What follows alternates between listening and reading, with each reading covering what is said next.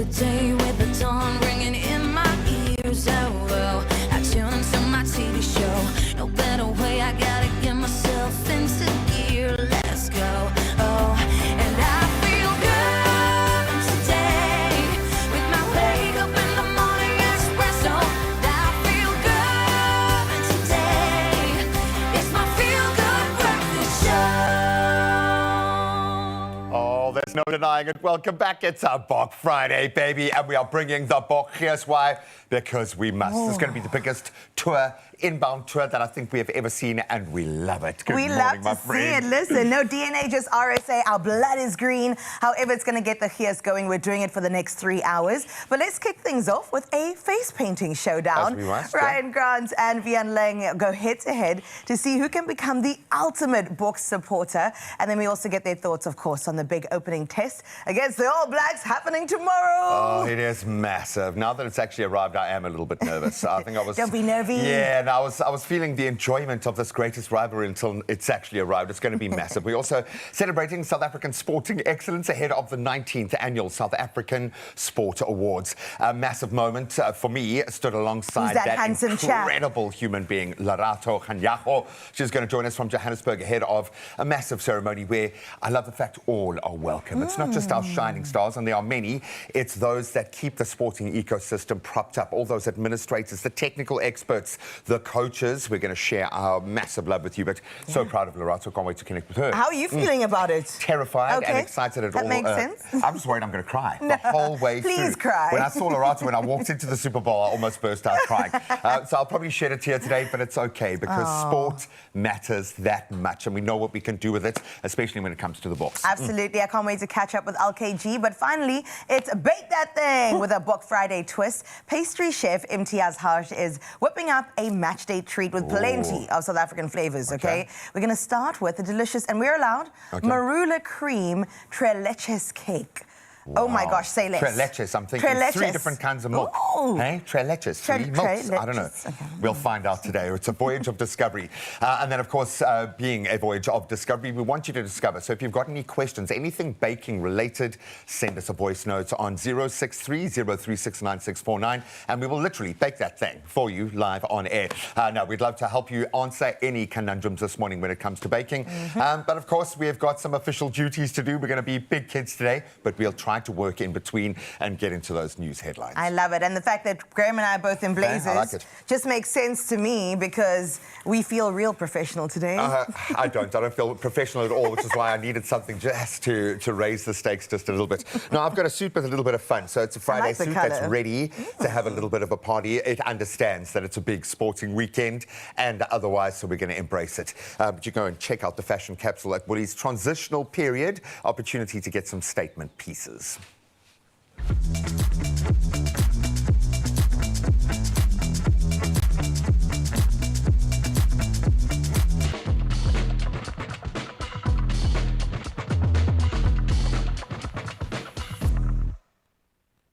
Well, with just 3 minutes after 6 o'clock, it's time to delve into your national news headlines. We get started with the United States that has lifted its ban on funding new scientific research in South Africa. And that's in a move that could signal improving relations between the two countries.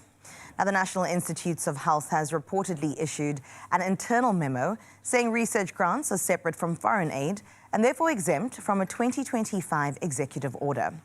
Now, the funding freeze left South Africa's healthcare and research sectors facing losses worth hundreds of millions of dollars. The lifting of the ban means new research projects can now proceed.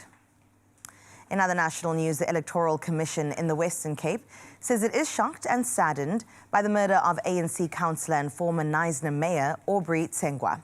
Electoral officer Michael Hendrickse has expressed his condolences to Tsengwa's family, friends and colleagues. Tsengwa was shot dead in his car while travelling home. Now, one of the passengers in the vehicle was wounded and also taken to hospital.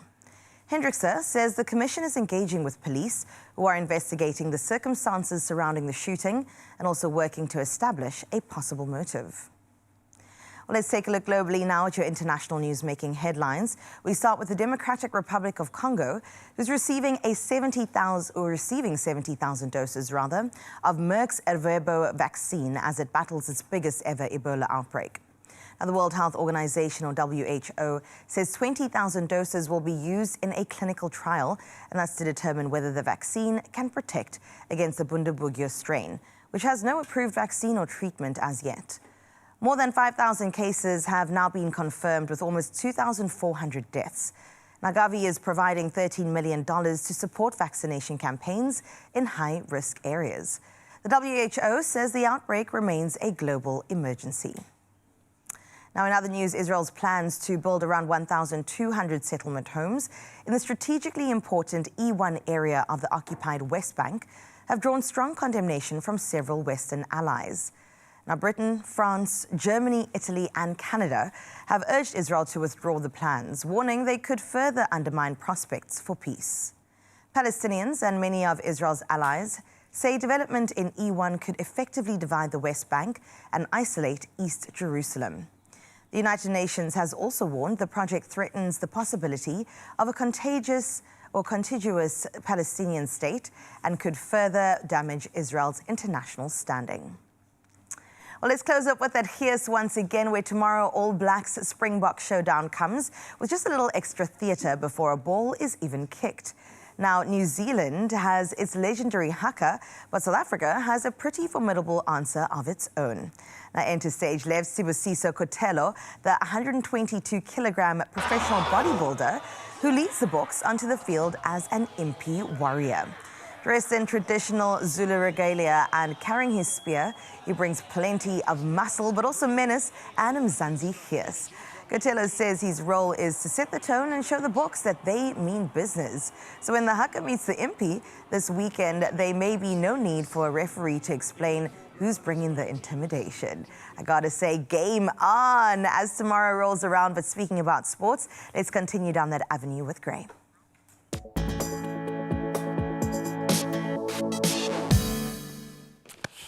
Yes, my friend, indeed, the stage is set for one of rugby's, well, let's call it rugby's biggest showdown, with the Springboks facing the All Blacks tomorrow in the opening clash of rugby's greatest rivalry series. Massive moment for Peter Steph du Toit. We're going to need him on that field, but now he takes the captain's armband as well in the absence of an injured Sia Khaleesi. Hamstring injury there, heartbreaking that it is. There's also a major milestone for Damian De'Alandi, who will earn his 100th Springbok cap. What an honour to do it in this way. Just take a look at that team. It is stacked. We'll bring in the boys just now to unpack who's got the big opportunities right now. Speaking of which, Banyana continue to open doors ahead of them. The road to the 2027 FIFA Women's World Cup has taken another step forward, at least with their playoff opponents now confirmed. So South Africa will face Chinese Taipei, Ecuador and Uzbekistan. And that's in the prelim phase of the Inter-Confederation playoffs in November. Couple of steps, a bit clunky, but we've got our eyes on the prize. Only 2 teams progress to the next round. Now we stay in the footballing lane as the battle for the first silverware of the season heats up this weekend. Of course, as the MTN 8 reaches the semi-final stages, and we've got some great lineups. Defending champions Orlando Pirates take on a high-riding Sekhukhune United. They've already sent out a strong message this season. That's in the first leg tomorrow. And then Mamelodi Sundowns host Golden Arrows in their first leg on Sunday. Now let's get the sticks back in hand as South Africa's men's hockey team played to a very entertaining 2-2 draw against Australia at the Hockey World Cup. Very stiff opponents, and Mustafa Kasim scoring both of South Africa's goals, converting 2 penalty corners against the Kookaburras, who didn't look very strong, but we showed we've got the mettle. And the women's national team are still looking for their first win of the tournament after going down 5-1 to China. And that's where we leave the sport for about 3 seconds. We're going to go book mad throughout the morning. But of course, being a big weekend, hopefully the weather is going to play along as well. Let's get the latest.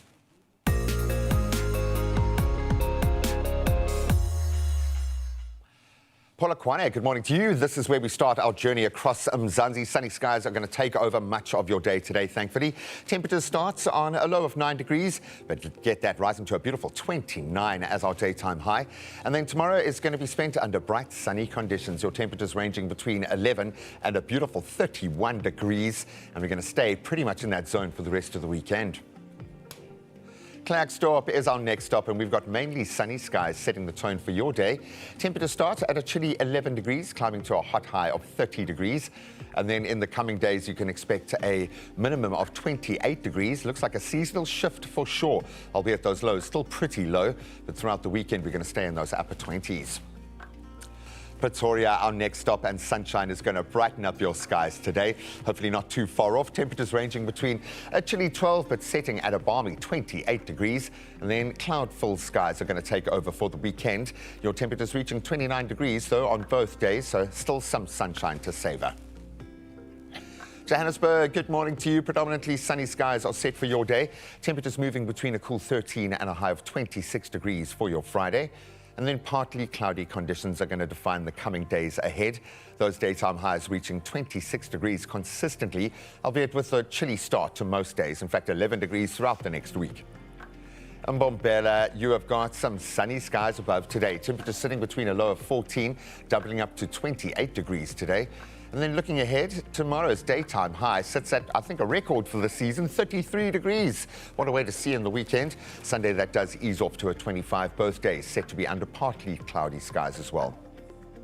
Bloemfontein, you've got partly cloudy skies throughout your day as well. Today, you kickstart your day on a minimum of 9 degrees. And that climbs to a max of 28. And that heralds sun-filled skies. You can expect that heading into the weekend. Tomorrow's temperatures moving between 6 and 28 degrees. Richards Bay, good morning to you. You can expect partly cloudy skies accompanied by northeasterly winds. Temperatures sitting between a cool 18, setting at 24 degrees for our Friday to kickstart the weekend. Grey skies are going to define your weekend. Tomorrow's daytime high, maxing for 31 degrees. Look at that for a Saturday afternoon. Beautiful. Durbs, your Friday ushers in some cloudy conditions, sadly. You can see the temperatures somewhat tempered by that, drifting between a cool 16 degrees to a warmer 23. Then cloudy skies are going to clear going into the weekend, thankfully, with temperatures reaching a high of 28 tomorrow and then 23 degrees come Sunday. Tata, good morning to you. You're going to wake up to mostly cloudy conditions, and that's going to dominate most of the day. In fact, temperatures starting from a fresh 10 degrees before rising to 24. And then we've got a sun-filled weekend, and that's set in stone. You can print it and send it to the papers tomorrow. It's maxing at a high of 31 degrees, and then we ease off to 22 on Sunday.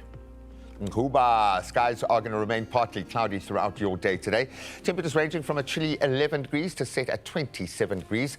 Then partly cloudy conditions are going to gradually turn sunny by tomorrow. Your temps much the same as today. Kogompo City, a mostly cloud-filled day lies ahead. Temperatures ranging from a cool 13 to set at a beautiful high of 22 degrees. Nice moderate start to the weekend. Then looking ahead, partly cloudy skies are going to persist with some strong winds expected by tomorrow. Temperatures reaching 24 degrees, albeit starting at a rather chilly 13. Mostly cloudy skies are going to feature across the city today, and the temperatures very much reflecting that. Temperatures starting from a brisk 11 degrees, climbing to a high of 20 degrees today.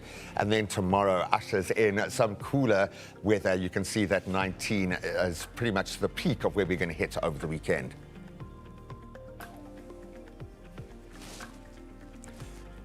Gorgeous George, are you feeling gorgeous today? Much of your day is going to be spent under partly cloudy skies. Your temperatures drifting from a chilly 11 degrees to set at 18 to kickstart the weekend. And then tomorrow we've got, well, from tomorrow onwards, partly cloudy skies that will turn bright and sunny with those temperatures sitting at 19 tomorrow and then 18 by Sunday. Down to the mother city we travel now. Mostly cloudy skies are going to remain in place for most of your day. Temperatures sitting between 12 and 20 degrees. Then cloudy and humid skies are going to persist tomorrow with a cool high of 17 degrees after a morning low of 10. Into southerlies we go now, as Raul always says, and it's a mostly cloudy day lying ahead for you guys. A noticeable northwesterly wind to take on board as well. Temperatures drifting between a cold 6 and a high of 24 degrees for our Friday. Then a mix of sunny and cloudy conditions are going to define our weekend. We've got cool to pleasant temperatures setting most of our daytime highs, in fact, going into next week. Kimberley, good morning to you. You've got partly cloudy skies set to dominate your forecast today. Temperatures moving from a low of 12 degrees to a beautiful 31 as our daytime high, and that heat is going to continue on. Temperatures reaching 31 degrees tomorrow again, then easing slightly to a 27 by Sunday. Uppies, our final stop in our whistle-stop tour, and we love to greet you as you start the day. Today, you're going to look up at partly cloudy skies, temperatures ranging between a nippy 9 and a hot 33 degrees. Sun-filled skies are going to take over your day tomorrow, with temperatures for your weekend reaching a high of 29 degrees consistently. Brilliant start to the weekend across the land. There you can see the greater weather pattern as it moves across. And of course, we are going to look at how it looks out in your neck of the woods. This one was sent in by Babulwa Sinsini from Kwazita in the Eastern Cape, 20 degrees Celsius. Every sunrise tells a story, and this one tells a beautiful story of a day waking up, and we are ready to embrace it. The sun ready to embrace us. And of course, you can WhatsApp us on 063-036-9649. We'd love to hear from you. And that actually just reminds me, I've just got to get onto a few little errands. Right, just quickly, I almost forgot what. I have to do it. I've got to get it off. It's the break police. I've got to. You've got to do what? You know what? He is having a very busy time It's because a very busy time, man. You're hosting the sports awards. But can we please chuck the phone away for just a second? Can I just Can you respond? just not? Can you just not? I'm going to put it away. Can you just I be promise. present on the show right now? I need you to take a break tough, with man. me, Grace. Thank you. I'm going to miss you so much. I was having a moment yesterday where I was also like, you're going to go to the sports awards and we're going to miss you. It's gonna Then be I'm crazy. going to go off on maternity leave. Forever. No. You are going forever and ever in a day. Don't say that. Just a few days, don't worry. Just me and the baby for 3 days. I'll be back and I'm going to miss you forever. So I thought, let's have a break together. I love you for that. Yeah, the mind is moving at 1,000,000 miles an hour. And it should, because it's a big weekend. It's a big sporting weekend. We huge know how much. weekend. I know on Monday, you're going to tell by a person's face how the sporting weekend has gone. People are going to true. either be elated, walking around all gloaty, or we're going to Or- be just down in the dumps. And it's that kind of sadness that you forget because you block it out. Yeah, I'm not even trauma. going to talk about that kind of sadness, actually. We're just going to win. We're going to win this week. I It's a feel it in great my weekend with fingers. so much in it to enjoy. So I'm here for that. Okay, enjoy your rust Thank you. because we need a proper break. Step away from the emails, the notifications, the scrolling. minutes, come on. That's me to me. And I'm sentencing you with official OMA time to dip reset. Okay. And we know how you reset. 3 dips. And then he goes into I've gone it. for like an extra 2 this morning because I feel like we need it. This weekend needs it. Listen, while you enjoy your proper break, hopefully you too, it's super early in the morning, and I hope you've taken a moment for yourself. Remember that you also stand the chance to win 1 of 3 Oh My Rusk hampers. So simply reply to the competition post on the Expresso social pages. Complete the sentence. It's simple. My perfect time to dip moment is ... Could be a morning coffee like we're having right now, a catch up with a colleague, or just simply putting your feet up, telling us how you deserve and you take a break. You just want everyone to leave you alone, and that's fine, okay? But please don't forget to add that hashtag time to dip so we know that you're qualifying for this competition. And vitally, hashtag have a break on Omar. Absolutely love it, but you can find the T's and C's at expressoshow.com. And while you're doing that, don't do it too fast and hectic. Just be slow, pace yourself, and have a little break. Okay. On us. Or on Omar. Officially unavailable for meeting activities. I'm on a break. Andre! I'm on a break! Only you can make my day.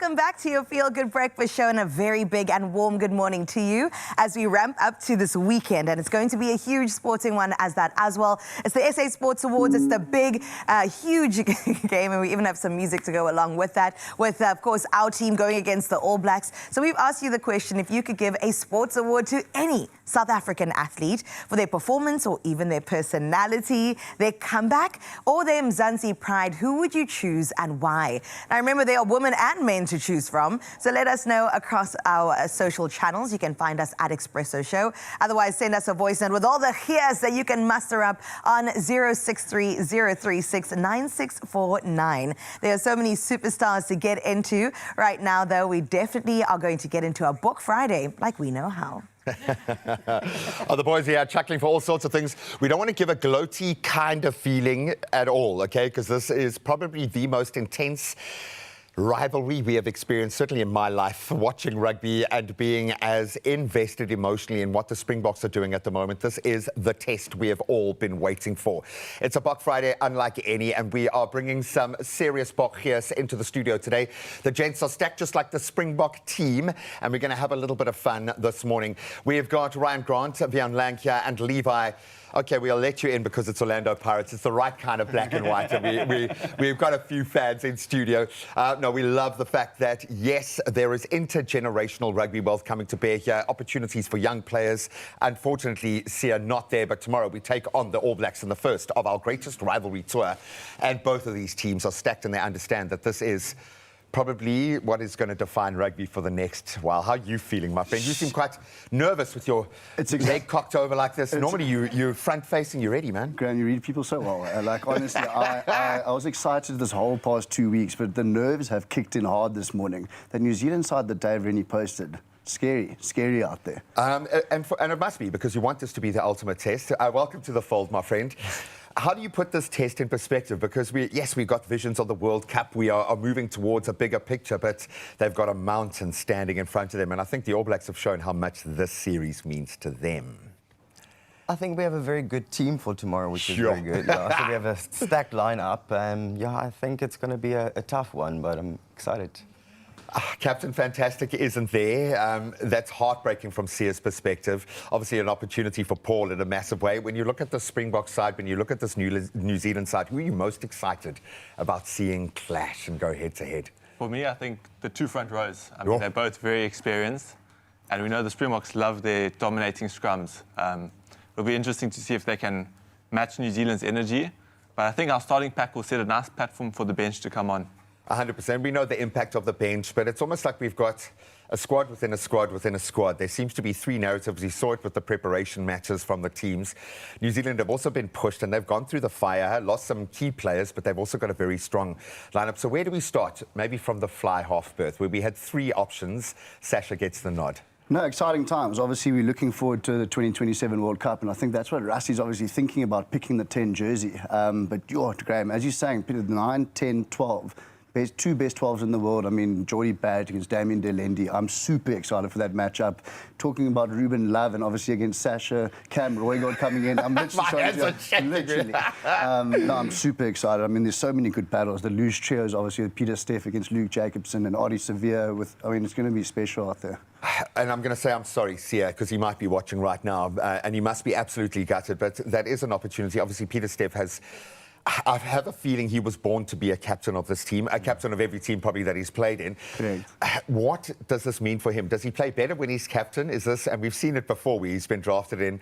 How do you see this playing out for, because we need him over that ball now more than ever. We need him tackling, we need him kind of focused on his job, but he also seems to be a man for the big moments.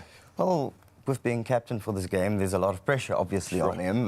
But I think he's up to the task. I think he's a very strong player. He's going to push it through.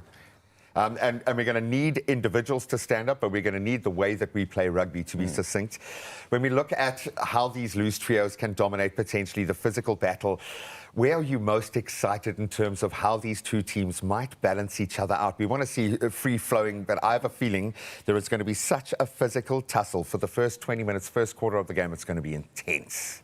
Yeah, I mean, like I said, I think both forward packs are extremely strong, especially the starting lineups. I think the big difference comes in South Africa's bench is extremely versatile. I mean, you got one lock on the bench. You got Peter Steph du Toit, flank or lock. You got Marco van Staden, flank or hooker. So Andre Esterhuizen, flank or centre. Flank or lock, Just hybrid players across the Yeah, I board, think we've seen him line up at 8 before. I think he can fit in. I just think that forward pack versatility is something that New Zealand's not going to be able to manage. And the hilarity of it is we thought we were moving in a different direction when the bomb squad was first introduced and people were like, you're ruining the game. It has opened up a completely new way of being able to play. How do we play? How do we set up against this All Black side? We managed the last 15 minutes, we know, understand that principle of how the All Blacks play, but in terms of how these teams are going to meet, how do you see this playing? Well, this is what I find fascinating. Obviously, as South Africans, we love slowing the game down from time to time, even with Tony Ball in our background. But I mean, Dave Rennie's picked three fullbacks now. Literally, Will Jordan, David McKenzie, and Josh Morby on the other wing. They're expecting the kicks here. So I really think they're looking after those high ball situations, and I think obviously Rassie and Tony Ball read into that. And Sasha, that's why Sasha's maybe in the 10 jerseys, because they run that pull around. Yeah, and also he's young enough to still not understand. He doesn't come with the angst that we have from our journey of watching rugby. You're probably too young to feel the angst I feel either. You've lived through this unbelievable World Cup era. Let's put our heads on a block here. What is the score going to be? The score is going to be, it's almost like I've seen the game already, 29-20 to the Springboks. Well, that's a real test score, eh? Sure. How are you feeling? I would say 27-18. Okay. Feel a little bit more comfortable. It's still a bit nervy. It's still a bit nervy. How do you see this playing? I think you guys have gone very high scoring. I think it's going to be extremely tight. I think 17-10 to the Boks. Like that.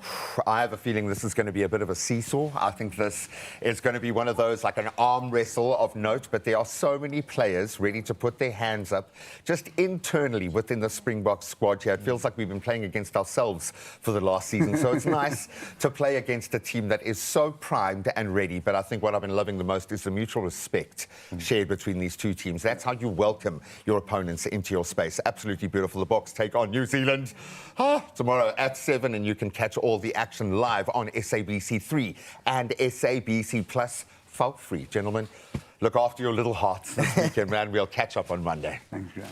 Only you can make my day.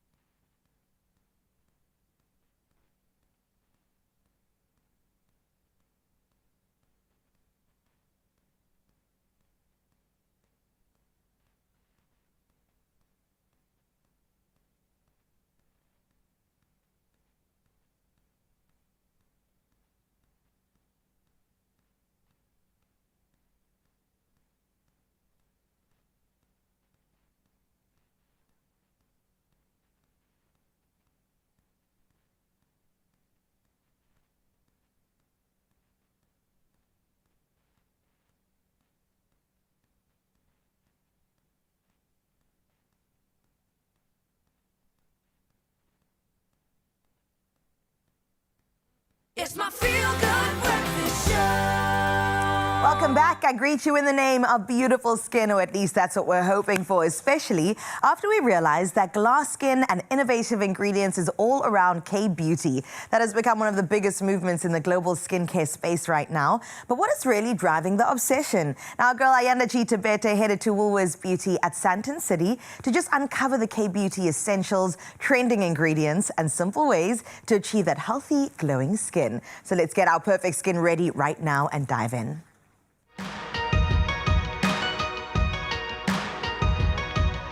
Today, I am popping into Woolworths Beauty at Sandton City to discover why K-beauty has taken the skincare industry by storm. From trending ingredients to must-have products, I'm excited to unpack everything it takes for that healthy, glowing skin.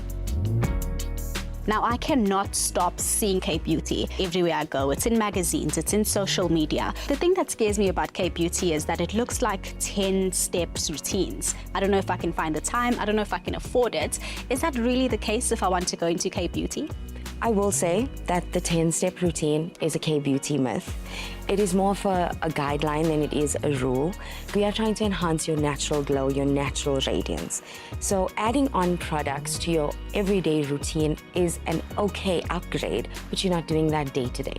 Can you please tell me, for that girl that needs to be out in 5 minutes, what simple routine can she follow? So we're going in with a gentle cleanser, a hydrating or treatment-based serum, your moisturizer, and then your sunscreen, please. When you're looking at a cleanser, the Zero Foam Cleanser, it literally is gentle on the skin without stripping the needed oils for your barrier, but it is also cleansing the canvas so we can layer properly. A good cleanser and a hydrating moisturizer that balances your water and oil. And our go-to is the collagen jelly cream. I absolutely love this packaging. Pink is my favorite color. You're a girl's girl. I love that you went in for a smell. Did you smell anything? Nothing at all. So we work with plant-derived ingredients. We do not artificially fragrance. There's no alcohol in our products. Most of our products are vegan and PETA certified. Oh, we love to hear that. Yes. Now, what about my skin? I usually have an oily T-zone, but the rest of my face is pretty dry. What would you suggest I use? Okay, so you have a combination skin. In other words, I will say as brown skin woman, we do tend to have a oilier T-zone and upper lip, which also encourages the pigmentation, right? So a lot of our targeted concerns in our serums across Medicube is for an evening out skin tone, as well as targeting the balance of your water and oil barrier. So for something for yourself, I would definitely go in with a TXA niacinamide serum just to target the oiliness in the middle of the face. And then with the dryness, we go in with your barrier cream. I think you're gonna love it. My go-to is the Relief Cream, the 345 of Dr. Althea. So you can have a feel on her texture, very lightweight, as well as creamy but not too heavy. And it can be applied into the skin with a beautiful K-beauty technique. Oh, that does feel soft. Yes, so with the Dr. Althea moisturizers, most of our moisturizers are enhancing the hydration in your skin's natural glow. It is lightweight in texture, it's creamy, but it's not too thick on your skin, so it doesn't fill in your pores. And as you can see, that hydration, it's giving donut glazed look, and that's what we go for at K-beauty. I'm definitely taking these tips. Oh my word, even more products. There we go. We have so many brands to choose from. And today I would like to show you a little K-beauty trick or secret, if you will. We're actually going to create a protection layer for you, which is also an essential and non-negotiable as part of your skincare routine, okay? It's SPF. We are going to apply this on top of your makeup. I will show you the technique so that you can take this home and try it out, of course. Number one, we do not do the skin flooding method anymore, where you're taking all of the product in 2 fingers and applying it to the face. Yes. We're changing the idea that you need to skin flood, and rather you need to update your routine throughout the day. And this is why we created this technique for your midday application. This feels so crazy. Right? We don't rub, we don't glide. We merely tap into the skin. And have a look at that. No product left in my hands. That means you don't have a white cast on your face. And Okay. I'm gonna show that to you. I can't wait to see this. I can't imagine that there's nothing on my face. That is unbelievable. Not a single sign that I've added something on top of my skin. Thank you so much for this tip. Definitely going to be using it. It is a K-beauty technique, and I hope that you're going to love it and share it with all your friends, please. I'm telling everyone it's my idea. Because sunscreen is non-negotiable. And remember, it's not about quick fixes, it's about long-lasting results. And that's the K-beauty way. Definitely using that. Your journey to healthy, glowing skin starts right here at Woolworths Beauty. Whether you're new to K-beauty or looking for a way to elevate your everyday routine, this is the place to start. Shop in-store, online, or on the Woolworths Beauty app. And she does look so good. Listen, Ayana, if you say it's your idea, we believe you. Your journey to healthy, glowing skin starts exactly at Woolworths Beauty. Now, whether you're discovering K-beauty for the very first time or looking to just elevate your skincare routine, there's a world of innovative products and also expert advice, all to explore. So shop the latest K-beauty favorites in-store. You could also do so online or even on the Woolies app.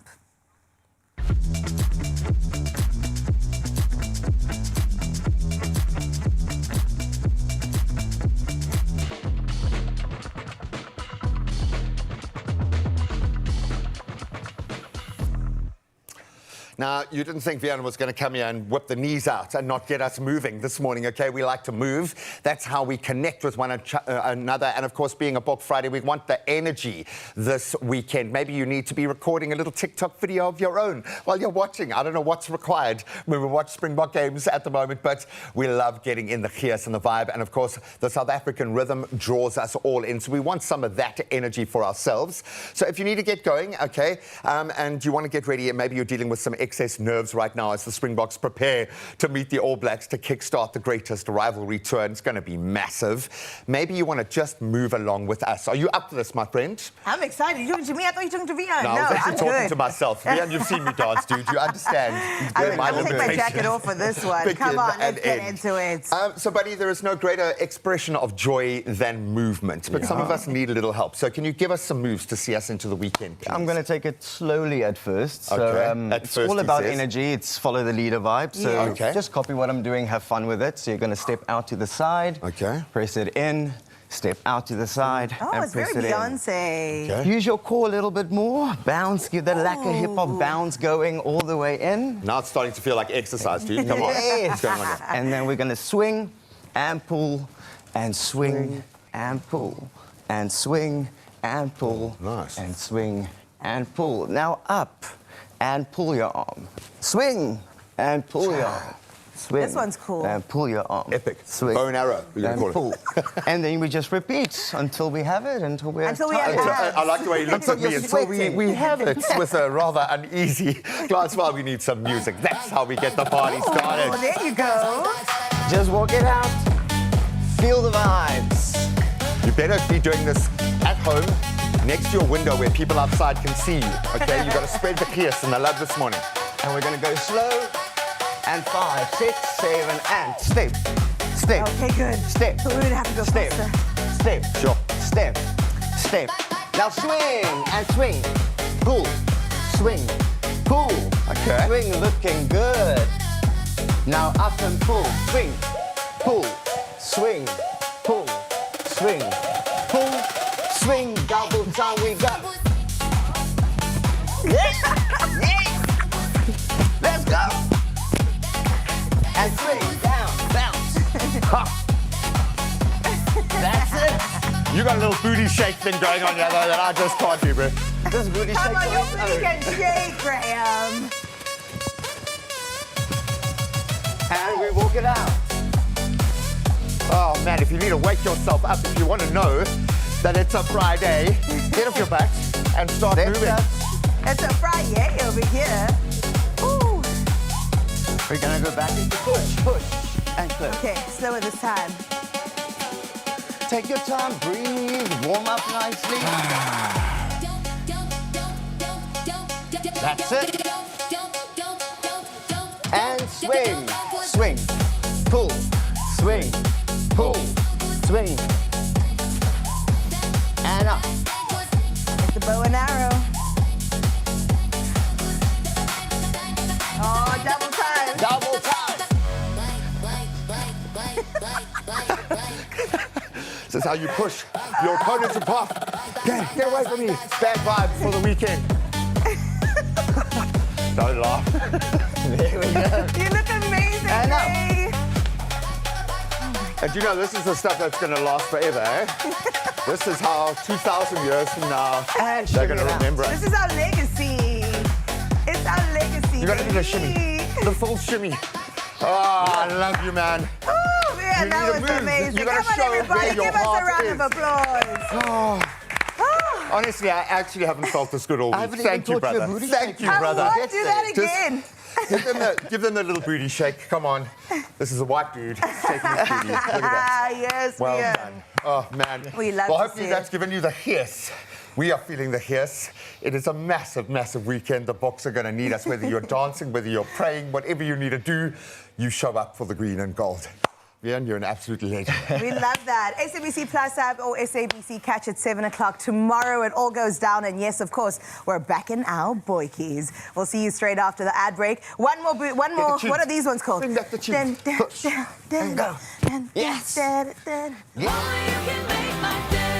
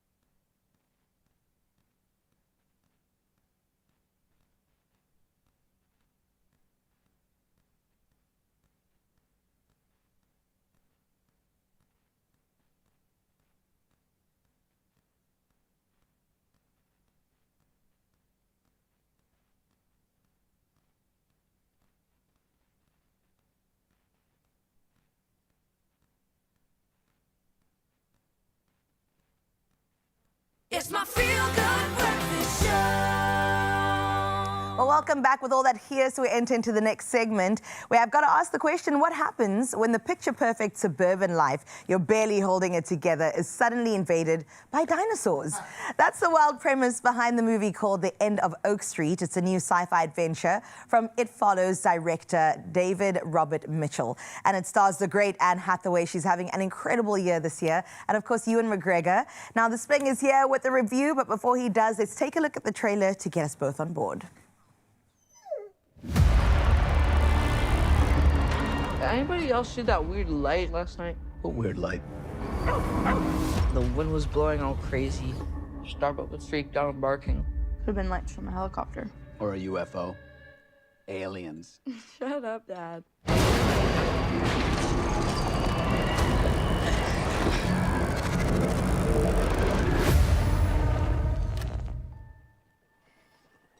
Water's not working. Looks like the whole neighborhood's lost power. What the hell is that?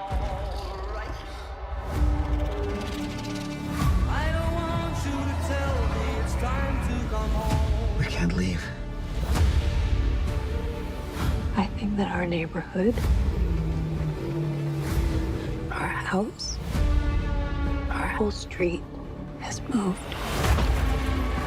How the hell is that even possible? Get out of there! Run! What the hell's going on? Get inside now! I just heard a gunshot. I don't need you to worry for me, 'cause I'm alright. Gather supplies. Grab anything you can use as a weapon. I don't care what you say anymore, this is mine. What are we gonna do? We're gonna survive. Leave me alone.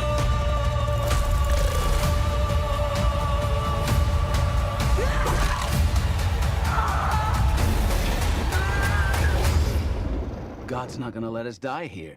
Greg, you only go to church at Christmas and now you're telling the kids God's looking out for us? What about the people who are out there getting eaten?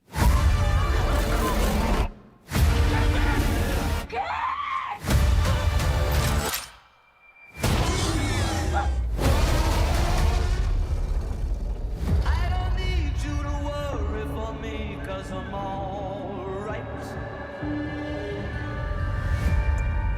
Oh, the song choice makes it a little eerie. I'm here for it. I love it. Spling is back to give us a beautiful review. So let's get straight into it. Welcome back, sir. Great to be here. This movie trailer looks incredible, and we've been teasing it for quite some time, but it's out in cinemas now. So give us a bit of a review, overall review of The End of Oak Street. What's it about?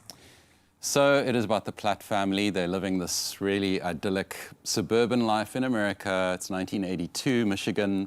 And they're just going about life, nothing to worry about, not at all. But then these strange cosmic things start happening, and suddenly there's a lot to be worried about. And I'm so glad they showed dinosaurs in the trailer, because sometimes you think to yourself, like, how much of a reveal is this going to be? Right. Dinosaurs roaming around the suburbs.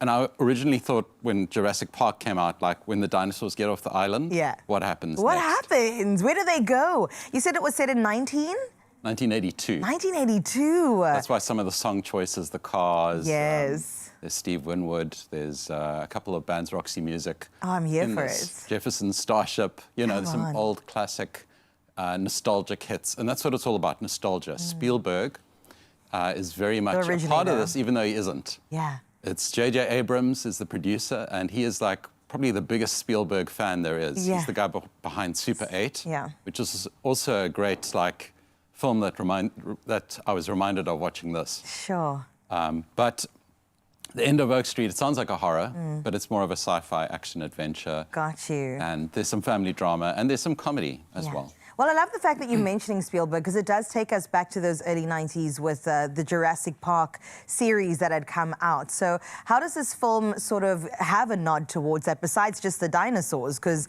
are we seeing more than that? Are they unpredictable? Are they dangerous? Yeah, they're super dangerous. And having said that, like, if you've got young kids at home that love their dinos, unfortunately, it's not going to be a good idea. This is not their film.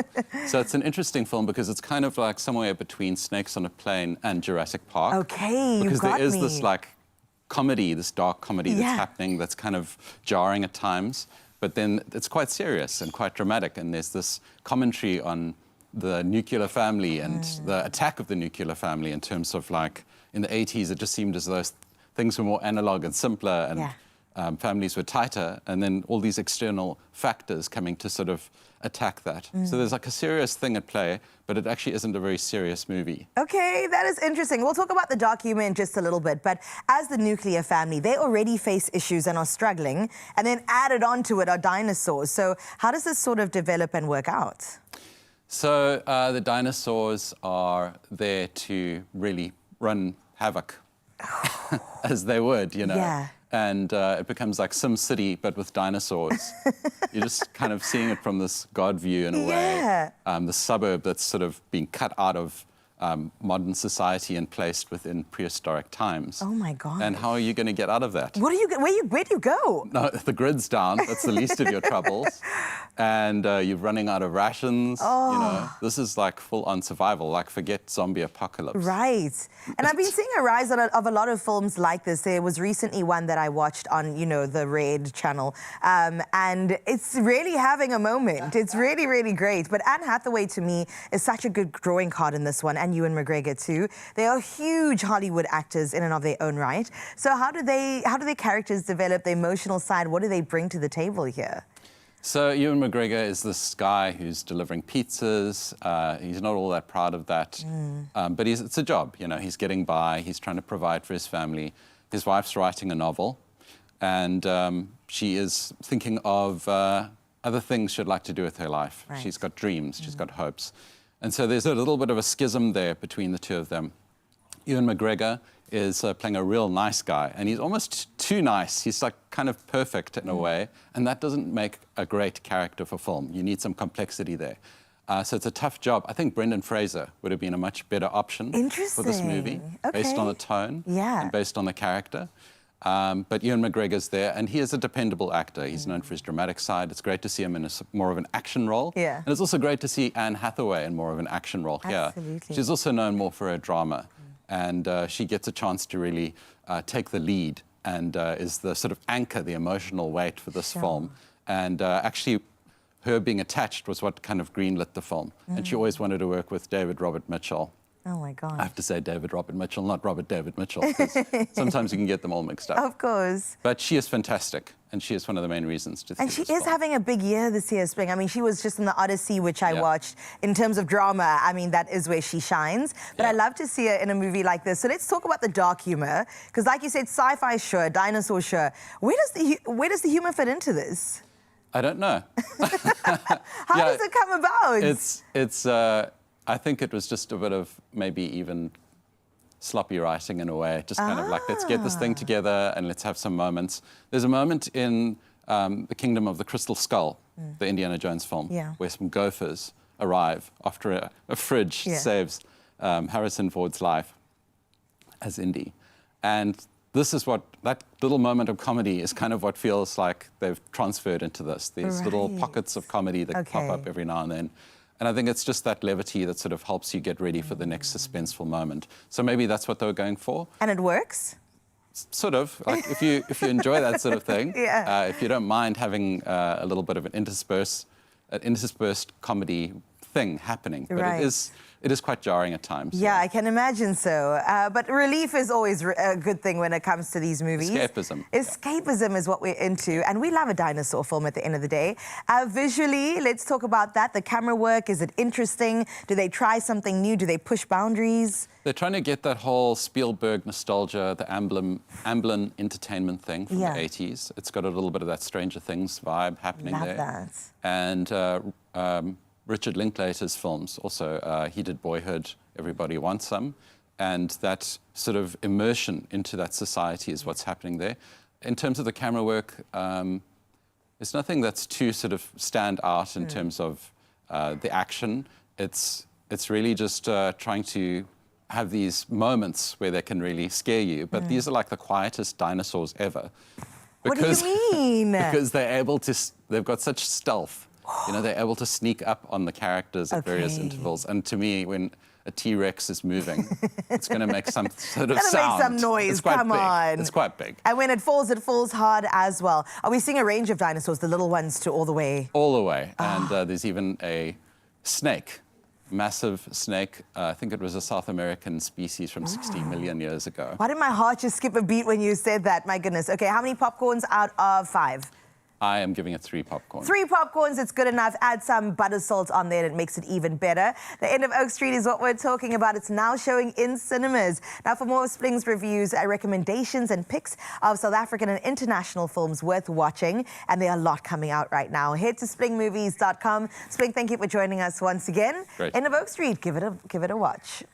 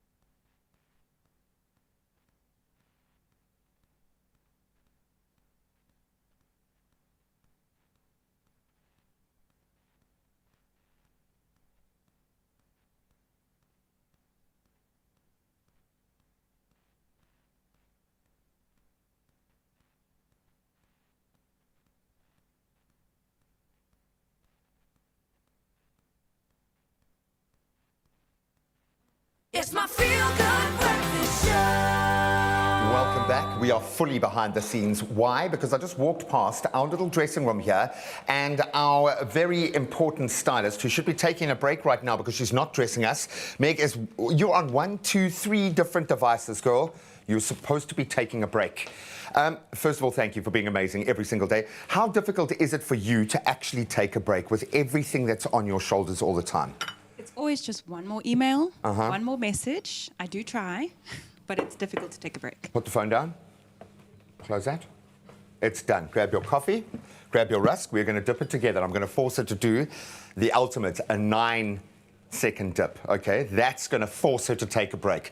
Whether you need to, whether you realize it or not, a break is essential during your day, so do it. And if you're going to do it today, you have the opportunity to win one of 3 Omar hampers to help spread that love throughout your own office. So we want you guys to head over to the socials and finish this sentence. When is the perfect time to dip? It's different for everybody. Maybe it's for yourself, maybe it's with a friend in the office, maybe it's at the end of a long day, just to mark that things have finally ended. Maybe it's at the beginning of the day to get you through that busy morning. We're going to dip. So I'm going to go 1, 2, 3, 4. Can it hold? 5, 6, 7, 8, 9. Look at that ruskability. All right. So if you see a colleague today, okay, be that friend, be that colleague, and force them to take a break. No, I don't think she needed much prompting. Cheers to you, my friend. Now, honestly, thank you for working so hard, 24 hours a day. All right, let's take a bite.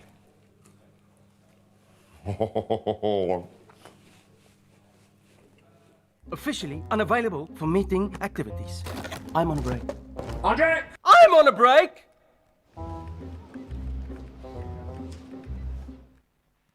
Well, it must be nice to have a break. But listen, Meg, you do deserve it. You work so hard, girl. And I hope you have more than one rest today as you put away those emails for a moment. But now, though, we're just approaching 7 o'clock. Let me update you on your national news headlines. Where Public Works and Infrastructure Minister Dean McPherson says investigations into several building collapses have uncovered illegal construction, inadequate supervision, but also missing approvals and shortcomings in municipal inspections. The probes examined incidents between December 2025 and March of 2026, including collapses at the Verulam Temple in KwaZulu-Natal, Doornkop in Soweto, Ormonde in Johannesburg, and Sea Point in Cape Town. Now, McPherson says the circumstances varied in each case. 17 people were killed and 24 injured in collapses, prompting renewed scrutiny of building approvals and safety oversight. In other local news, the United States has lifted its ban on funding new scientific research in South Africa in a move that could signal improving relations between the two countries. Now, the National Institute of Health has reportedly issued an internal memo saying research grants are separate from foreign aid and therefore exempt from a 2025 executive order. The funding freeze left South Africa's healthcare and research sectors facing losses worth hundreds of millions of dollars. Now, the lifting of the ban means new research projects can now proceed. Well, internationally speaking, the United States says it will impose its toughest ever sanctions on Iran as Washington seeks to increase economic pressure while avoiding a major new military operation. Now, Treasury Secretary Scott Bessent says the measures follow President Donald Trump's warning of consequences for countries providing Iran with a lifeline. Oil prices climbed to a 3-week high amid fears of further disruption to the Middle Eastern supplies. Now, the conflict has already killed thousands and affected shipping through the Strait of Hormuz, a vital global oil route. Now, 2 previous ceasefires have collapsed. In other news, the Democratic Republic of Congo is receiving 70,000 doses of Merck's Ebola vaccine as it battles its biggest ever Ebola outbreak. Now, the World Health Organization, or WHO, says 20,000 doses will be used in a clinical trial to determine whether the vaccine can protect against the Bundibugyo strain, which has no approved vaccine or treatment. Now, more than 5,000 cases have now been confirmed, with almost 2,400 deaths. Gavi is providing $13 million to support vaccination campaigns in high-risk areas. Now, the WHO says the outbreak remains a global emergency. For your 7 o'clock news, we end off with some musical collaborations that are carefully rehearsed. Now, others involve a horse chomping the guitar strings. Los Angeles singer-songwriter Michaela Krumoff was playing Dolly Parton's 9 to 5 when a 7-year-old horse, Upia, wandered over and joined in, literally biting the strings to change the chords. Now, it sounds hoofbeat strange, but it's actually a beautiful relationship. Now, Michaela met the once untrusting horse while volunteering at a rescue and slowly earned his trust through music.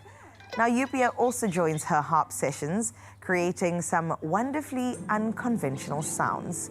He's even inspiring her first album, which will feature some of his equine contributions. Talk about a horse with a musical mouth. Well done to the horse on unlocking a new talent. That is where we leave your 7 o'clock news. Let's get into your sports.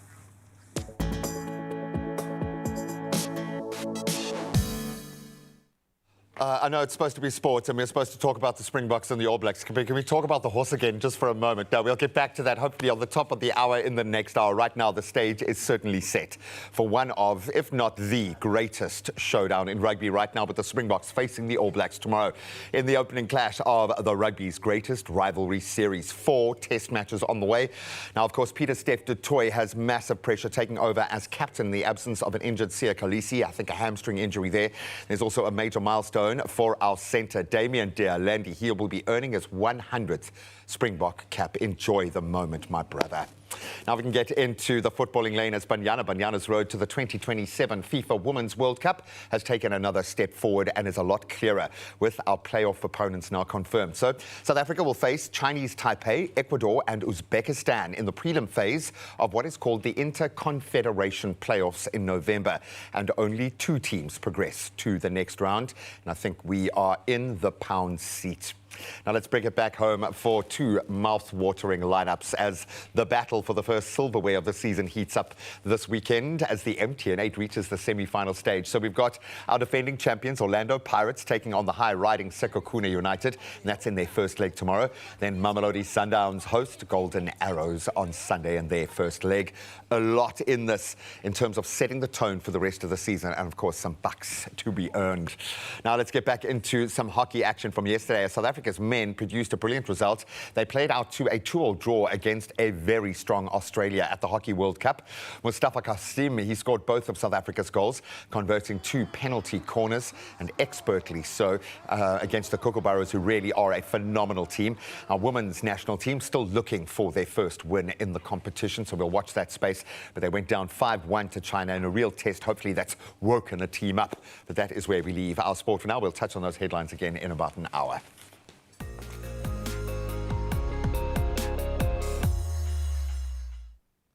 Thank you so much, G-Man. Let's head straight to your roads out in Cape Town in Bellville, where congestion is building on the R300 northbound ramp, and that's to Old Paarl Road.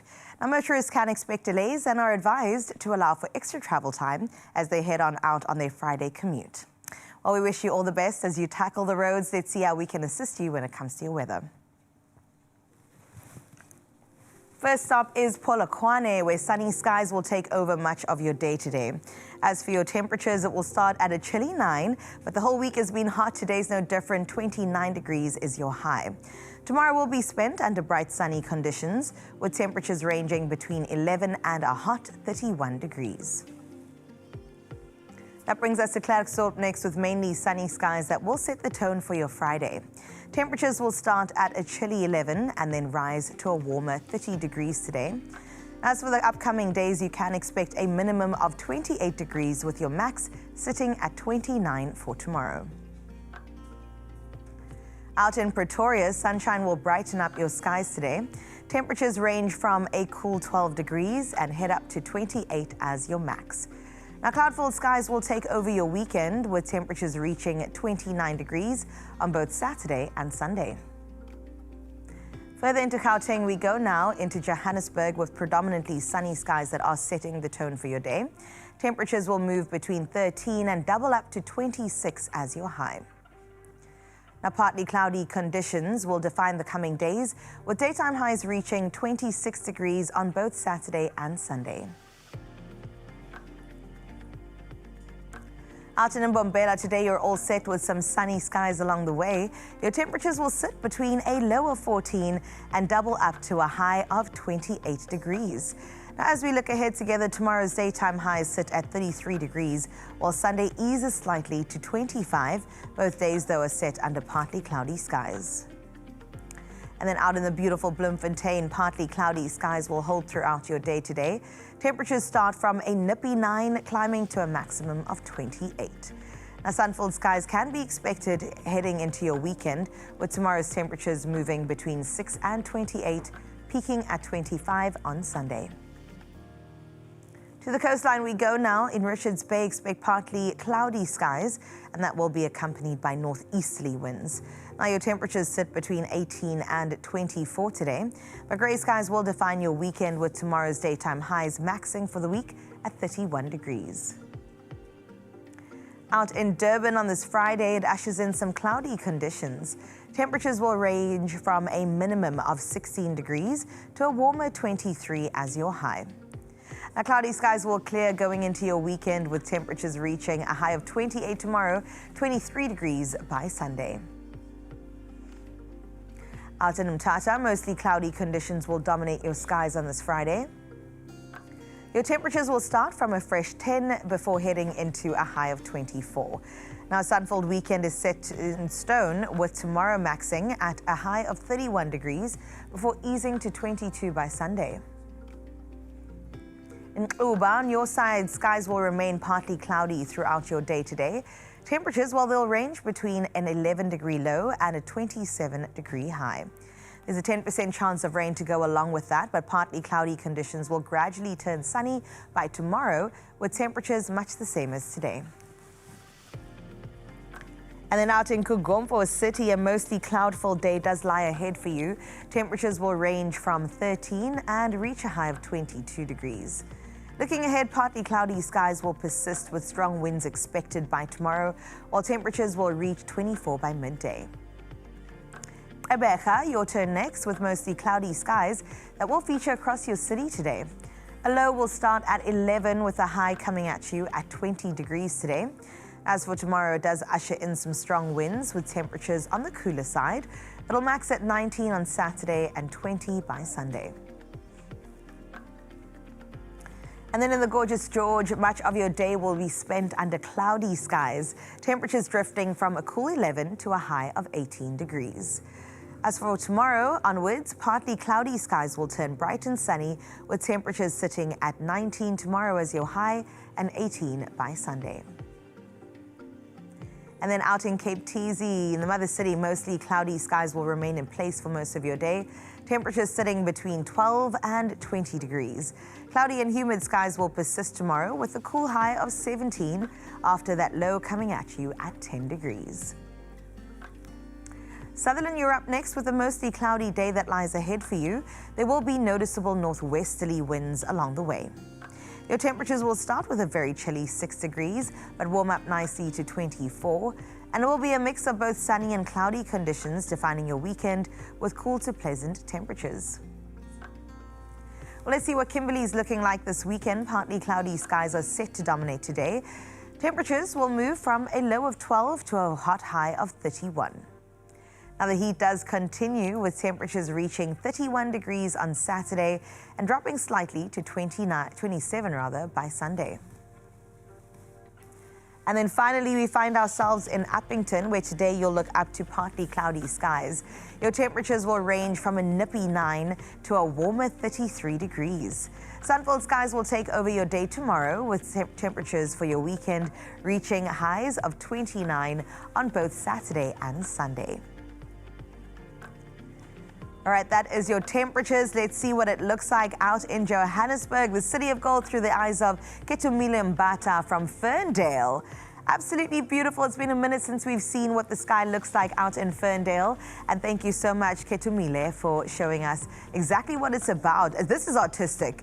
The trees becoming the silhouette behind the colors, or at least in front of the colors that make up that morning sky. We appreciate you, Ketu, and we wish you a beautiful Friday and weekend ahead. 19 degrees is what you will experience on your side of town, and it's looking like it's going to be a stellar day. So let us know what your one looks like on 063-0369649. We do still have 8 o'clock to delve into, and maybe we've saved the best for last. Oh man, Ferndale, that's my stomping ground. That's where little Graham found his own confidence in his own skin, skateboarding those streets, because sport can do that for you. But the conversation we've been having all Women's Month is how sport can transform the lives of young girls. So we are feeding into that notion. How do you own your own confidence in your own skin? We're going to give you some real stories with real impact. And then Chad Jones might be dancing his way to your door. If you've been betting to the beat, you could be winning big with World Sports Betting. See you now.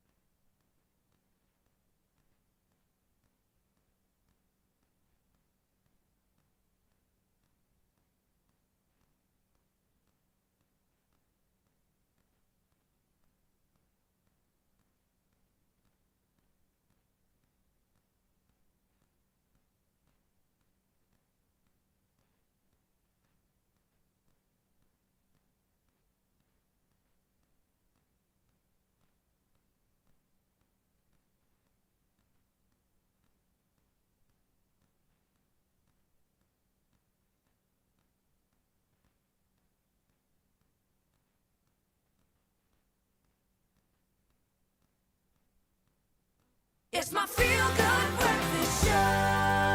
Well, welcome back to your Feel Good Breakfast Show. Thanks for joining us this morning. We're into the second hour and talking about something that really does affect each and every one of us. Yeah. We spend so much time being told what we're supposed to look like, how we're supposed to dress, and even how we're supposed to feel about ourselves, especially women. But real confidence comes from knowing who you are and being comfortable enough to own it. Yeah, I call it assimilate. Sometimes you've got to just assimilate what's there, accept yourself so you can move forward with all of these wonderful little idiosyncrasies that we have. Yeah. But we're also in an era where individuality is being applauded and celebrated, and that's great. But I think we need kind of a true north. We need representation, and that's why we are talking about this morning confidence, authenticity, and what it really means to feel good in your own skin. And we are calling this Real Beauty, Real Stories. That's right. And I love when we talk about confidence. I think about my upbringing, and I think that I was always a confident kid. Just looking at my family, they always encouraged me. Big energy, especially on my dad's side of the family. Characters, always dancing, singing, performing, doing crazy things. And then something had shifted.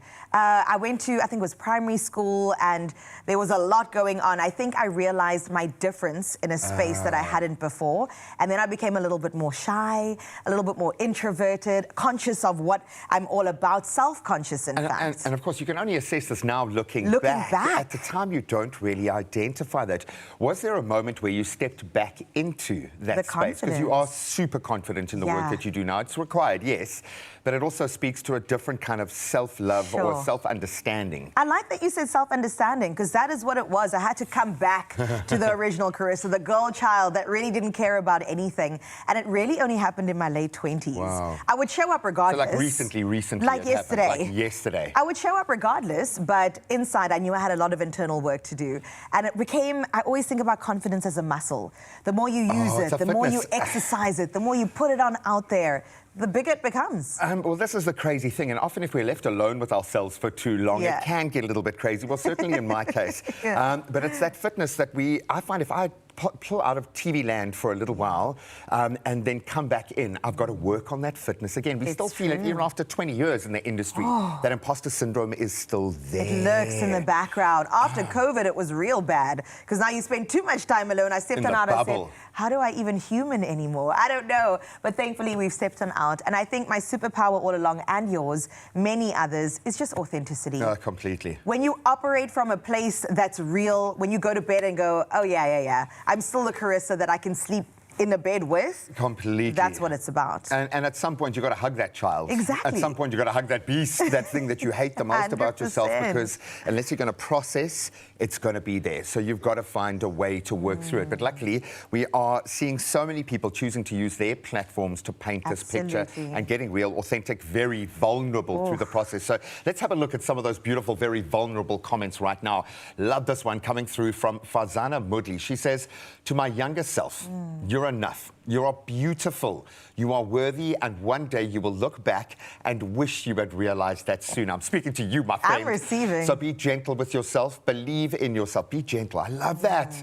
Believe in yourself. Wear your skin with confidence and let your beauty come from within. I'm love so that. here for it. And also, you can only do as much as you know. So we can't even be judgmental of the things that we used to do, because you were using the tools that you had at the time. Exactly, man. But I love that, going back and being gentle with the former self. Yeah, you've got it. You've got to extend grace. Natasha Levendal also got in touch with us and said, I'd like to tell my younger self, stop waiting for permission to feel comfortable in your own skin. You don't have to be thinner, prettier, more successful, louder, quieter, or more like someone else to be worthy of confidence. You're allowed to take up space exactly as you are. And confidence isn't thinking you're perfect. It's knowing that even on the days that you don't feel beautiful, capable, or enough, you are still enough. Be kinder to yourself. There it comes up again. Your younger self deserves that kindness, and so does the woman that you are becoming. It's weird. I even went as far as kind of putting pictures of the very young, when that time of my life when he went crazy, and I've been able to identify kind of that's when the craziness of Graham started. I've even got pictures of that version of myself around my bed now. Wow. Just trying to reconnect with that. But the crazy thing is, you look back over time and you realize it wasn't the things that were making me crazy, it was the way I was feeling about it. Absolutely. And that's something that you can control now as an adult. It's in your control. But we need people to go there and provide that example. So well done. Every day, well done. I'll take it. But yes, don't wait for permission. Just do it. Do it, do it, do it. And sometimes the most powerful thing you can do is simply give yourself that permission to be exactly who you are. So here's to celebrating real beauty, real stories, and of course, being unapologetically yourself.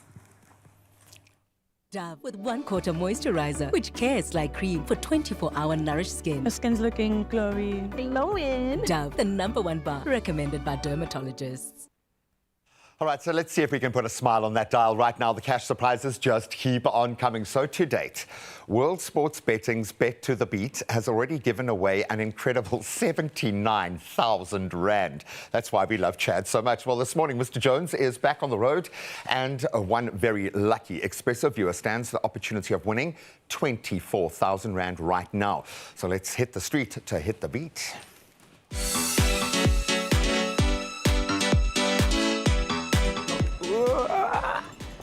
What's up, guys, and welcome back to Bet to the Beat with World Sports Betting. So I'm currently on the Durban Promenade in a rickshaw with the lovely Sierra, of course, and we're here to surprise our next winner, Mrs. Smangele Ntuli.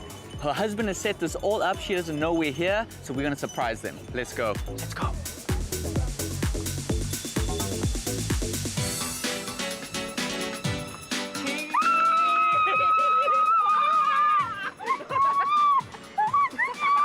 Okay, Mrs. Smangele Ntuli, are you ready to bet to the beat with World Sports Betting? I am ready. I was born ready, guys. Born ready. Born ready. Spin away. Spin, spin, spin, spin, spin.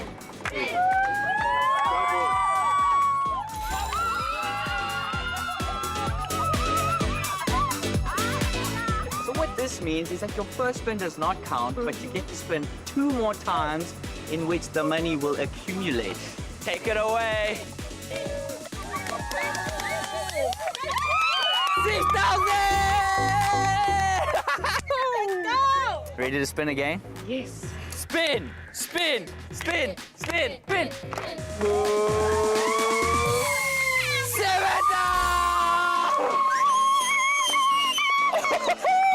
So according to my math, that's 13K. Miss Ntuli can win an additional 2,000 Rand if she can prove that she's a World Sports Betting account holder. Boom! Proof in the pudding. Some purr. Some purr. Sierra. Ka-ching! Okay, guys, for additional 2,000 Rand, cue the music. And 5, 6, 7, 8. Keep.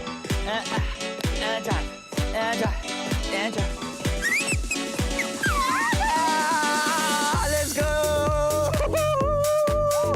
Ka-ching!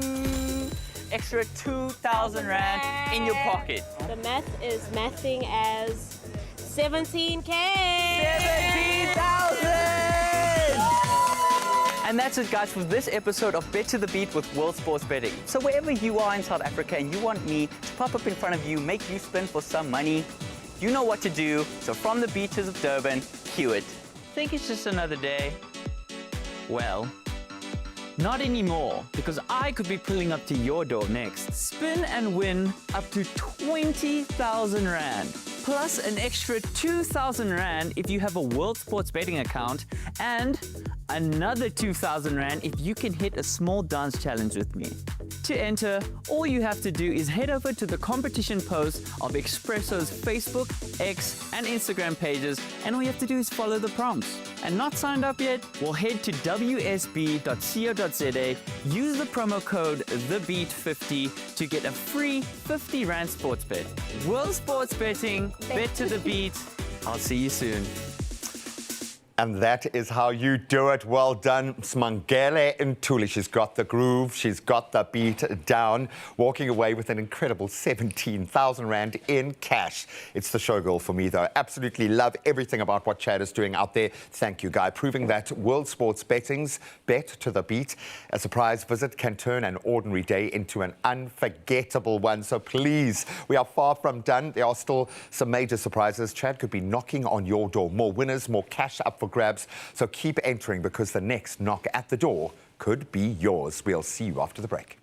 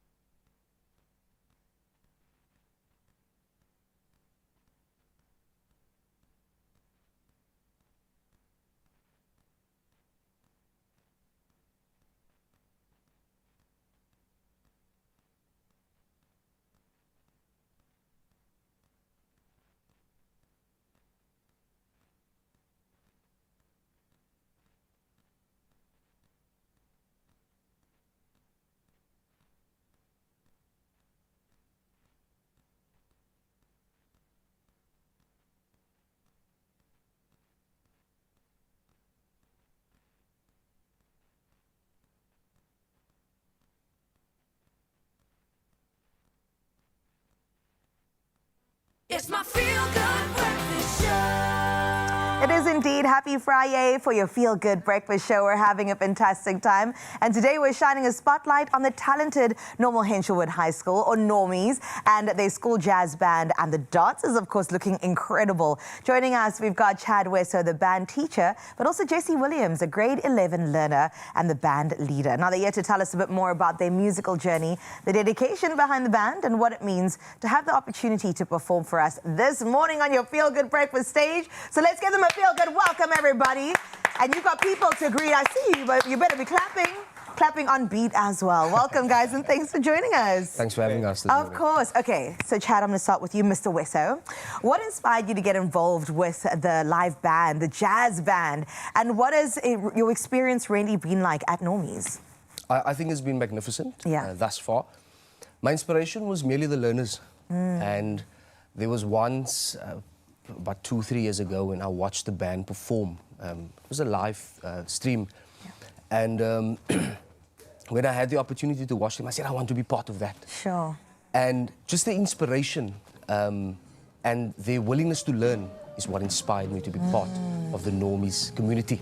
I love to see that, because that hunger is probably what you also recognize. Absolutely. To do more, to be more, the ambition that all of you carry as a grade 11 learner, right? Yes. And even before that and after that. So Jessie, let's come to you as we witness some of your goodness on stage there. You're the band leader. Come on, look at the badges. It just adds another one on the notch as well. What does it mean for you to lead such a group of talented individuals? Well, honestly, it's a real privilege and honor to be able to do that. To lead such a talented group of young, passionate individuals, which is honestly an honor to me. And I don't see my role as just leading, but to also encourage them to do their best and bring their best foot forward for the band as a whole. Okay, so between you and me, who's your favorite? You can tell me. Now, I'm joking. I would never do that to you. Chad, let's head over to you once again. The Normal Henshawood Jazz Band is so unique. What have you been most proud of as a teacher? I know that there have been lots of moments, but if you could highlight one or two. I think would be our MAD performance. So every year the school has a production called MAD, Music, Art, Dance and Drama. The commitment the band has shown within the space of time that they could prepare. There were moments where I could call a song, and a day or two later the song is ready. Stop it. Songs like what? Like what sort of music have they been covering? So, especially for that performance, we did a song like Risk It All, but by Bruno Mars. Yes, I love it. And there was another song that we did was called Let's Get Loud by Jennifer Hudson. Yeah. And that was the repertoire for that performance. Sure. And I think, again, the growth, the unique part is to see each and every individual and the sense of community as well, within the school, but also within the band as well. I love it. And you're at the forefront of it all. I always feel like, you know, it begins at leadership and then it kind of filters down from there. So thank you for leading in that way. And you too, Jessie. So what's your favorite part about being part of the band? So my favorite part is honestly that feeling that I get once everything slowly but surely starts coming together. The different instruments, the different sounds, the vocal parts coming together, that feeling that's created and that energy that we create as a group, that's honestly my favorite part. And to be able to express myself through the music, and especially with this group, it's just amazing and I really enjoy it. So I can imagine with a big group of people, sometimes challenges do hit as well. And I'll pose this to both of you. What happens and how do you overcome that to get to a point where everybody's in sync, everybody's in harmony, and we're all on the same page? Well, for me, I think the best way to overcome that is practice. Yeah. If you know your part and everyone knows individual parts, coming together will be so much easier. Preparation, I see. Absolutely. Preparation. And I also acknowledge that many of our learners come from different communities, different backgrounds, and different personalities. And for it to come together through music is so inspiring for me. Well, I love that. Guys, what are you performing for us today? Because as soon as you said Risk It All, I said sign me up immediately. But we've got some fun going on, I heard, during the sound check. So what are we anticipating? Absolutely. So today we'll be doing exactly like you. That will be one of our first items.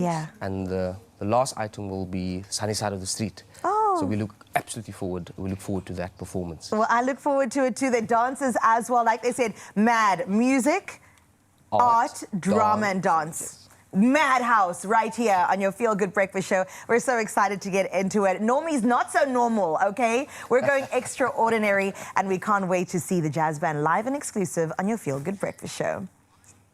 Oh, thank you. Cannot wait for that performance. The sound checks have been amazing. But right now, let's focus our attention. It's time to bake that thing. And we absolutely love it for a Friday, especially a Bok Friday. We are getting ready for probably one of the greatest tests the Boks have played in recent times. And we're going to back the Boks with a match day spread made for a crowd. We're going to call them the crowd pleasers, in fact. And speaking of which, pastry chef Imtiaz Hart now joins us with two very easy crowd-pleasing desserts that bring plenty of South African flavor and yes.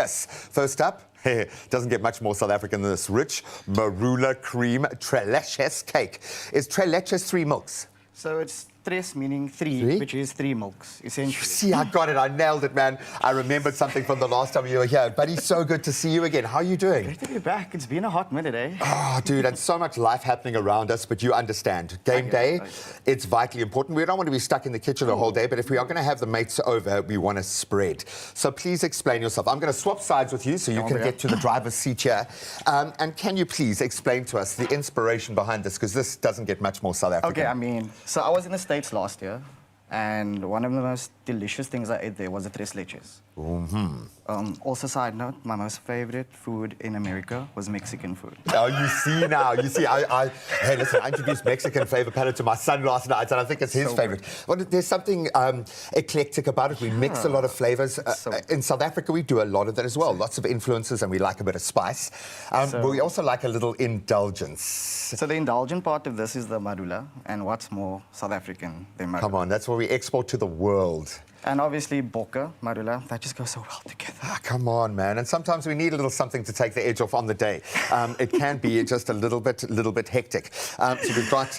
okay, so let's get into the baking part. Okay, because this is vital now. The sponge, very, very important. What are we looking for and what's important to bear in mind with the sponge? So with the tres leches, because it's a soaked cake and a soaked sponge, you want it to be aerated so that it can soak up all of that goodness. Okay, lots of little nooks and crannies to draw in that beautiful mixture. So what we already have here is the egg white mixture. So this is our meringue, the soft peak that we're going to fold in the separated eggs. Okay, and that's going to give it some beautiful body as well. Give it the body, the aeration that we need. In here, we already mixed the sugar and the egg yolks. Okay. And then to that, I'm going to add a little bit of the milk. While I do this, would you like to start with our soak? Okay. I mean, it's a bit tough. All you have to do is throw 4 containers into a bowl and mix it. Well, he's seen me in the kitchen before, so he understands. Okay, so I'm guessing this is the condensed milk. So is it all going in, the condensed milk, that's all going in. And like you said, tres, but this time it's actually 4. Oh, wow. Cuatro leches. It's the South African version. You know, excuse me, getting a little emotional over the condensed milk. But if you've gone to boarding school, condensed milk is like platinum. It's not even gold. It's not even silver. If you can rock up with some condensed milk, you can trade for anything at that school. It was what got me through boarding school, so thank you. Here's a quick trick. If you want to put condensed milk in a hot boiling water for 4 hours, you get dulce de leche. Dulce de leche. Your own caramel.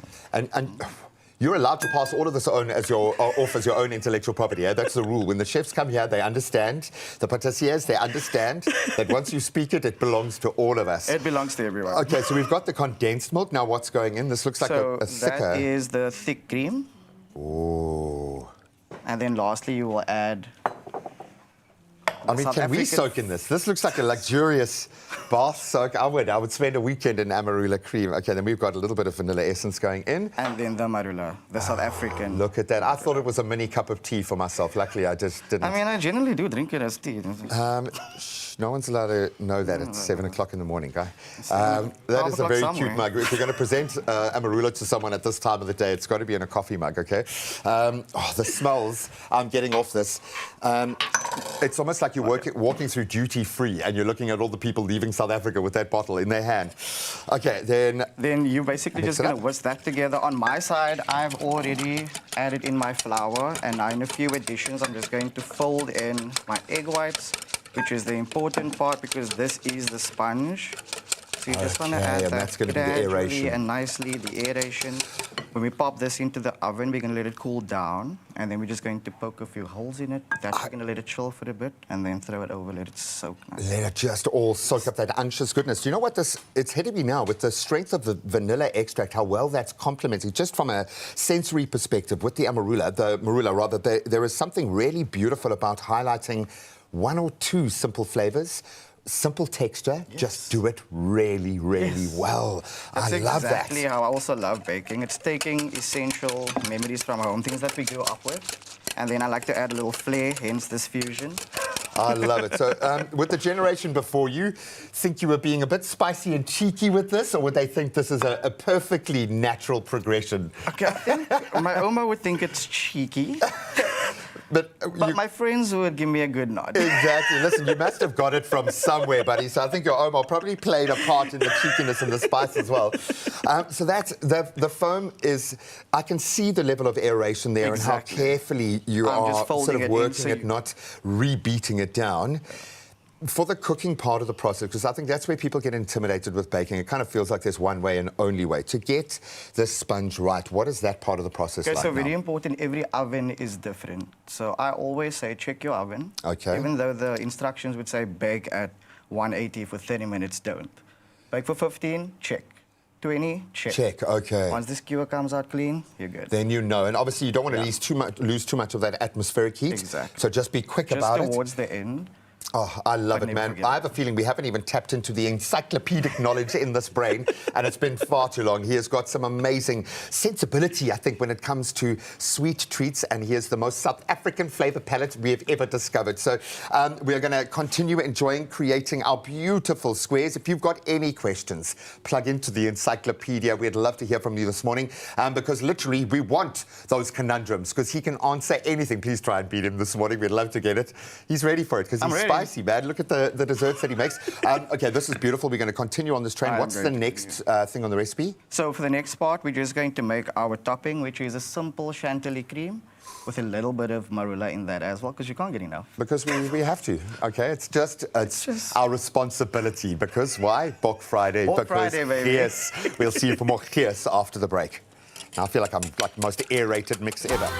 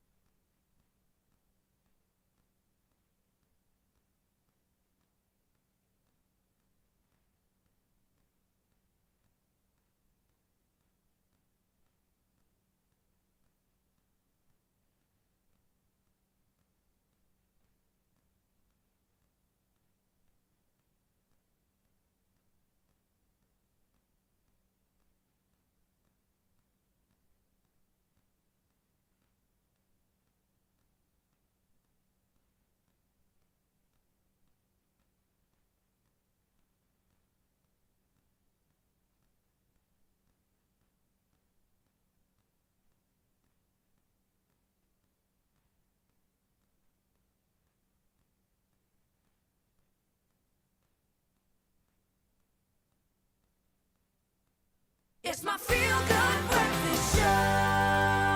Welcome back. Listen, South African sport has another incredible year. Sure. They've had it. We're going to continue to have it. And this Sunday, the country's biggest sporting stars will come together for the 19th annual South African Sports Awards. And guess who's at the head of it all, the helm of it all? LKG and Mr. Graham Richards himself. Oh, man, I'm glad you mentioned Lerato first, because she is the backbone, this poor girl. I'm going to have to actually maybe prefix the whole evening. Like, I almost started crying the second I walked into the Super Bowl, because you understand what it means, these moments. Of course. But I saw one of a dancer that I worked with on my first Miss SA.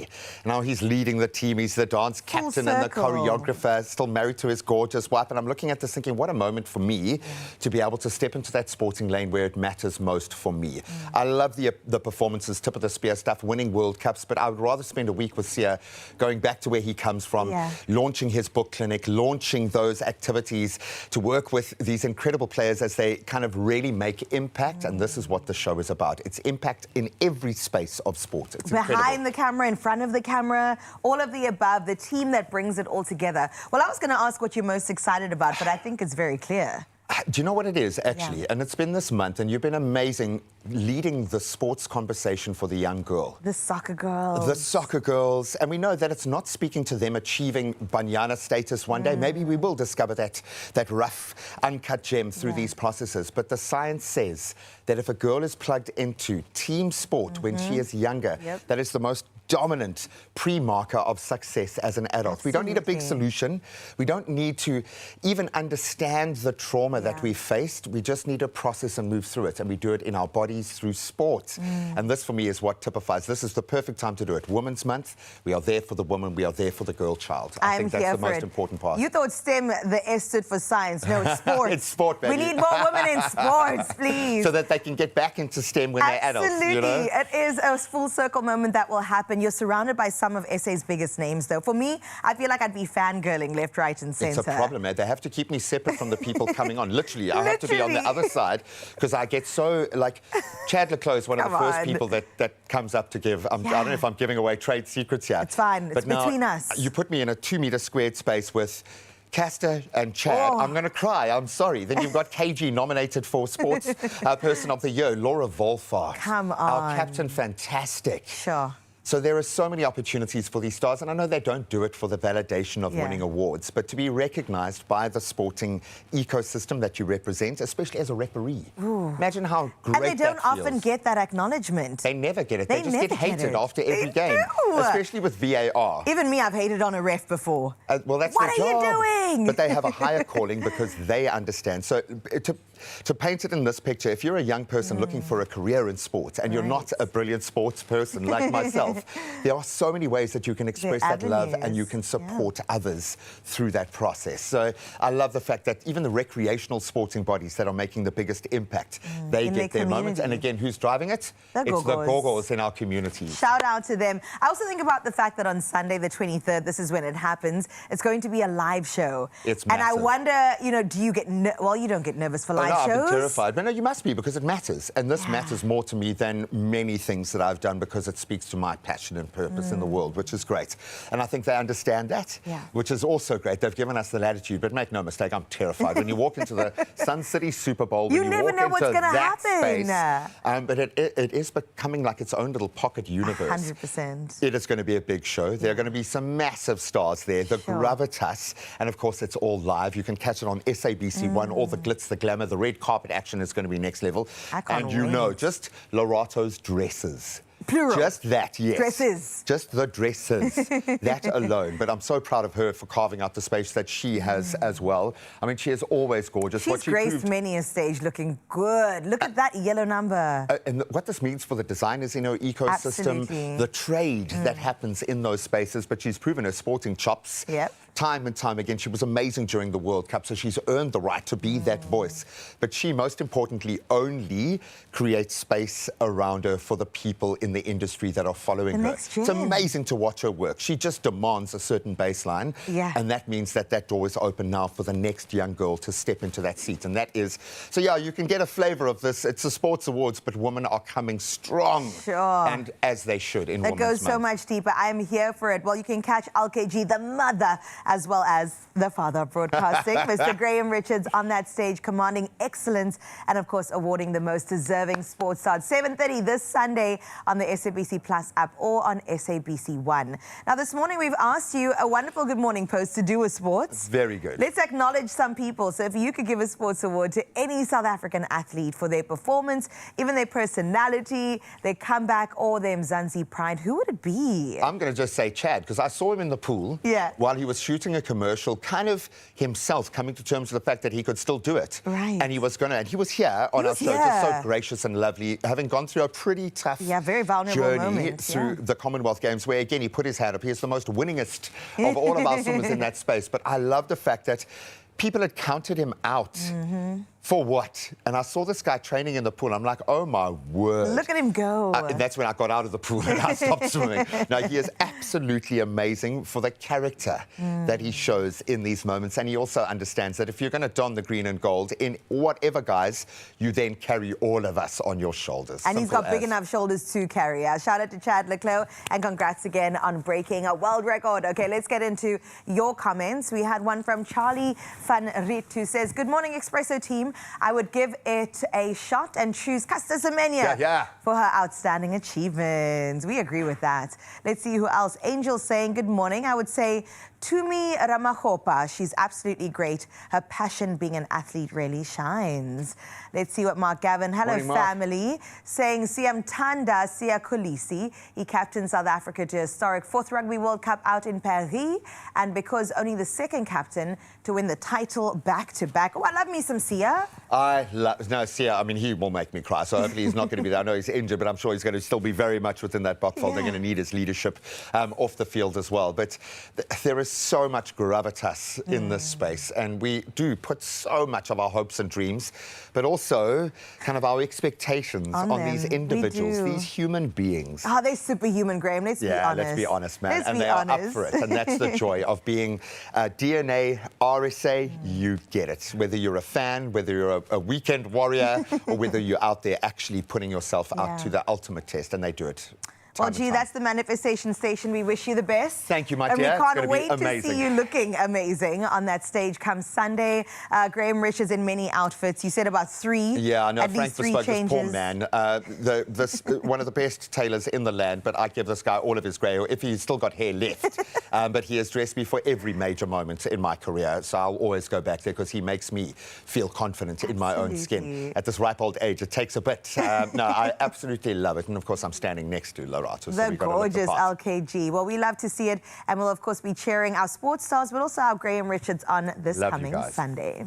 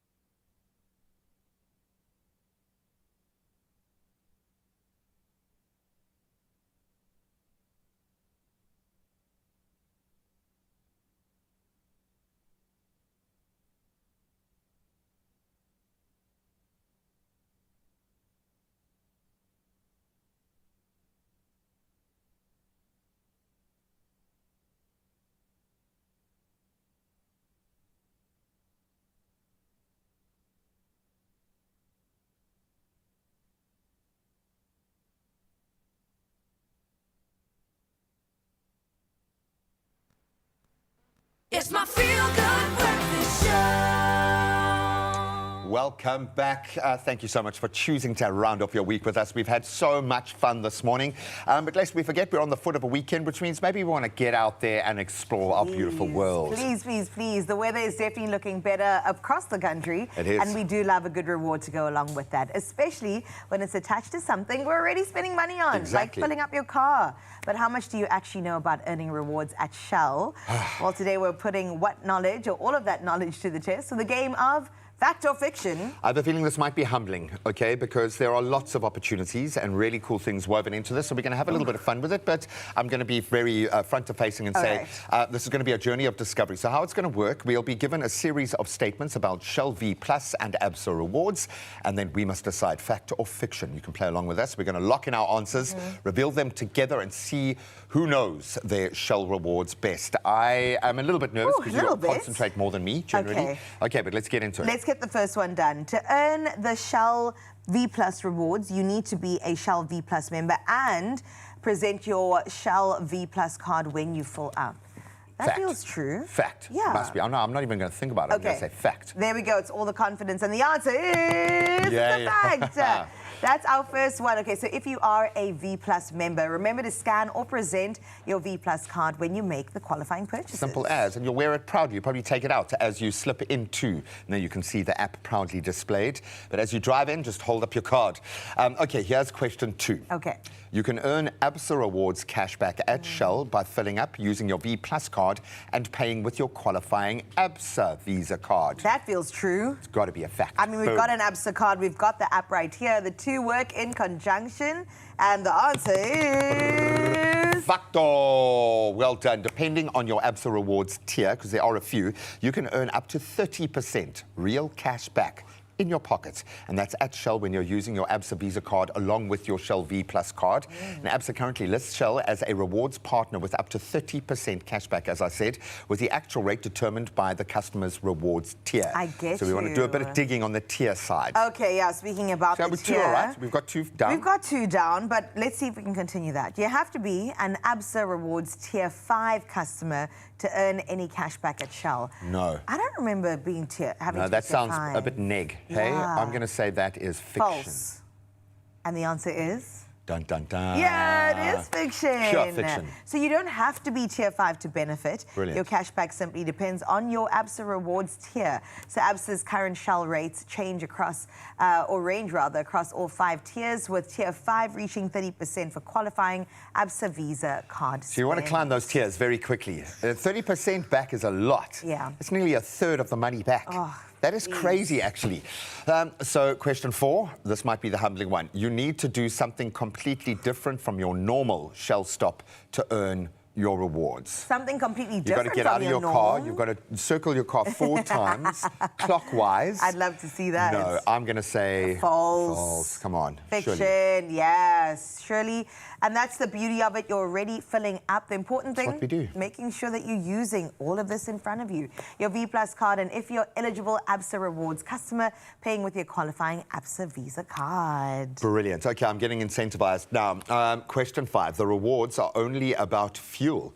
You can't earn V Plus rewards on qualifying purchases in Shell Select. I'm going to go false. It's My bull so song is silly, included. that statement. It's absolute fiction.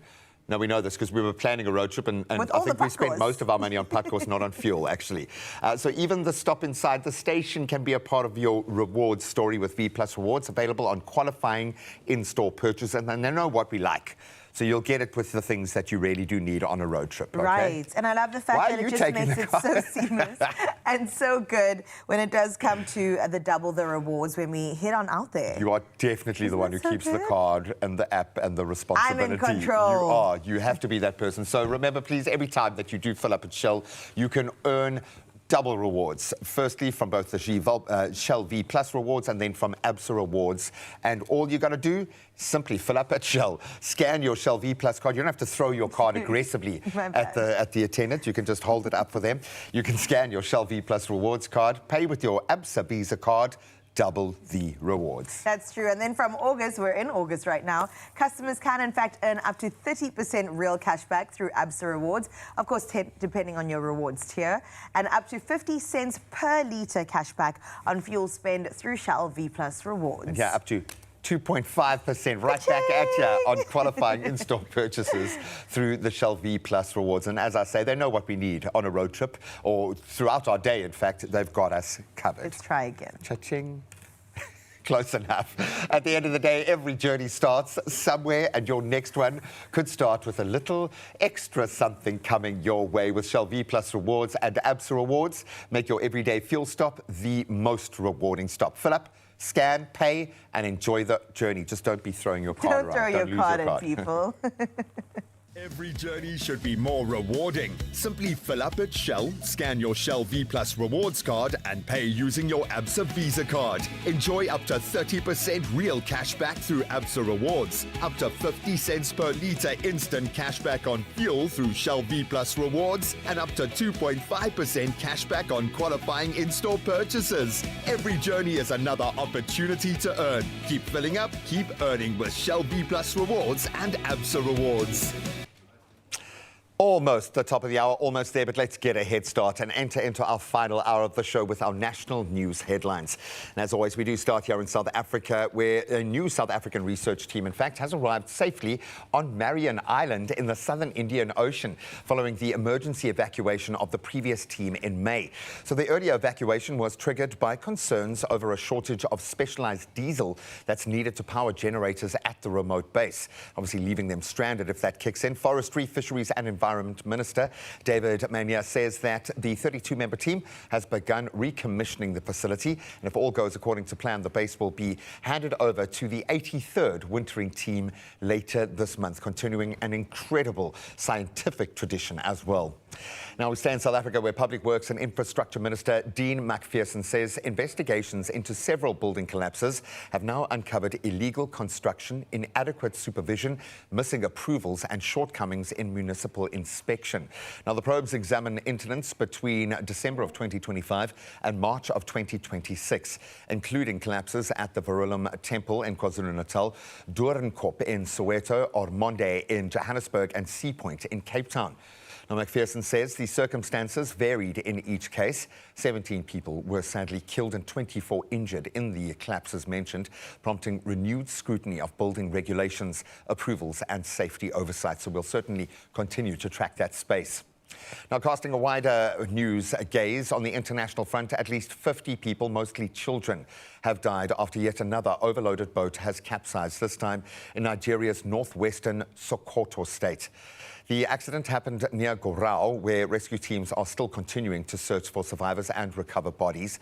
Local residents say more than 70 people may have been aboard the vessel, which was carrying farmers and laborers that were harvesting rice. Around 40 children are among those reported dead, while 16 people have been rescued. Now, deadly boat accidents are common in Nigeria, as we often report, with overcrowding often blamed. Now we move to the United States, who are saying, as we speak, that it will impose its toughest ever sanctions on Iran. And that as Washington now seeks to increase economic pressure while avoiding a major new military operation. So Treasury Secretary Scott Bessent says that measures follow President Donald Trump's warning of consequences for countries providing Iran with a lifeline. Now, oil prices climbed to a 3-week high amid fears of further disruption to the Middle Eastern supply route. And the conflict has already killed thousands and affected shipping through the Strait of Hormuz, a vital global oil route. Now, 2 previous ceasefires have collapsed. Now we can turn our attention to tomorrow's All Black Springboks showdown, and it comes with a little extra theatre before a ball is even kicked, and we love it for the fans and for the players, in fact. Well, New Zealand might have their legendary haka, which always takes our breath away, but South Africa has a pretty formidable answer of its own. Enter Sibusiso Kotelo, the 122-kilogram professional bodybuilder who leads the Boks onto the field as our Impi warrior. Dressed in traditional Zulu regalia, well, barely dressed, let's be honest, and carrying his spear, he brings plenty of muscle, menace, and Mzansi gees. And we love you, Guy. Kotelo says his role is setting the tone for the show, that the Boks mean business, and we love it. So when the haka meets the Impi this weekend, there may be no need for a referee to explain who's bringing the intimidation. I think both teams are ready for this. Game on. Let's get into the sport.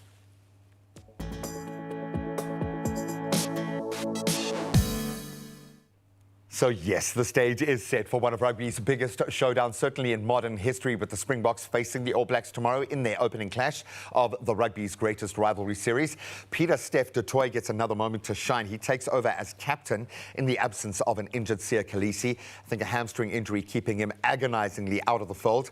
There's also a major milestone for our centre, Damian Dalendi, who will earn his 100th Springbok cap. And what a moment to do it. Congratulations.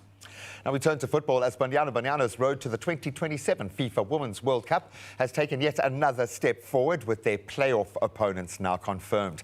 So South Africa will face Chinese Taipei, Ecuador and Uzbekistan in the prelim phase of what is called the Interconfederation Playoffs in November. High pressure, only 2 teams progress from here to the next round.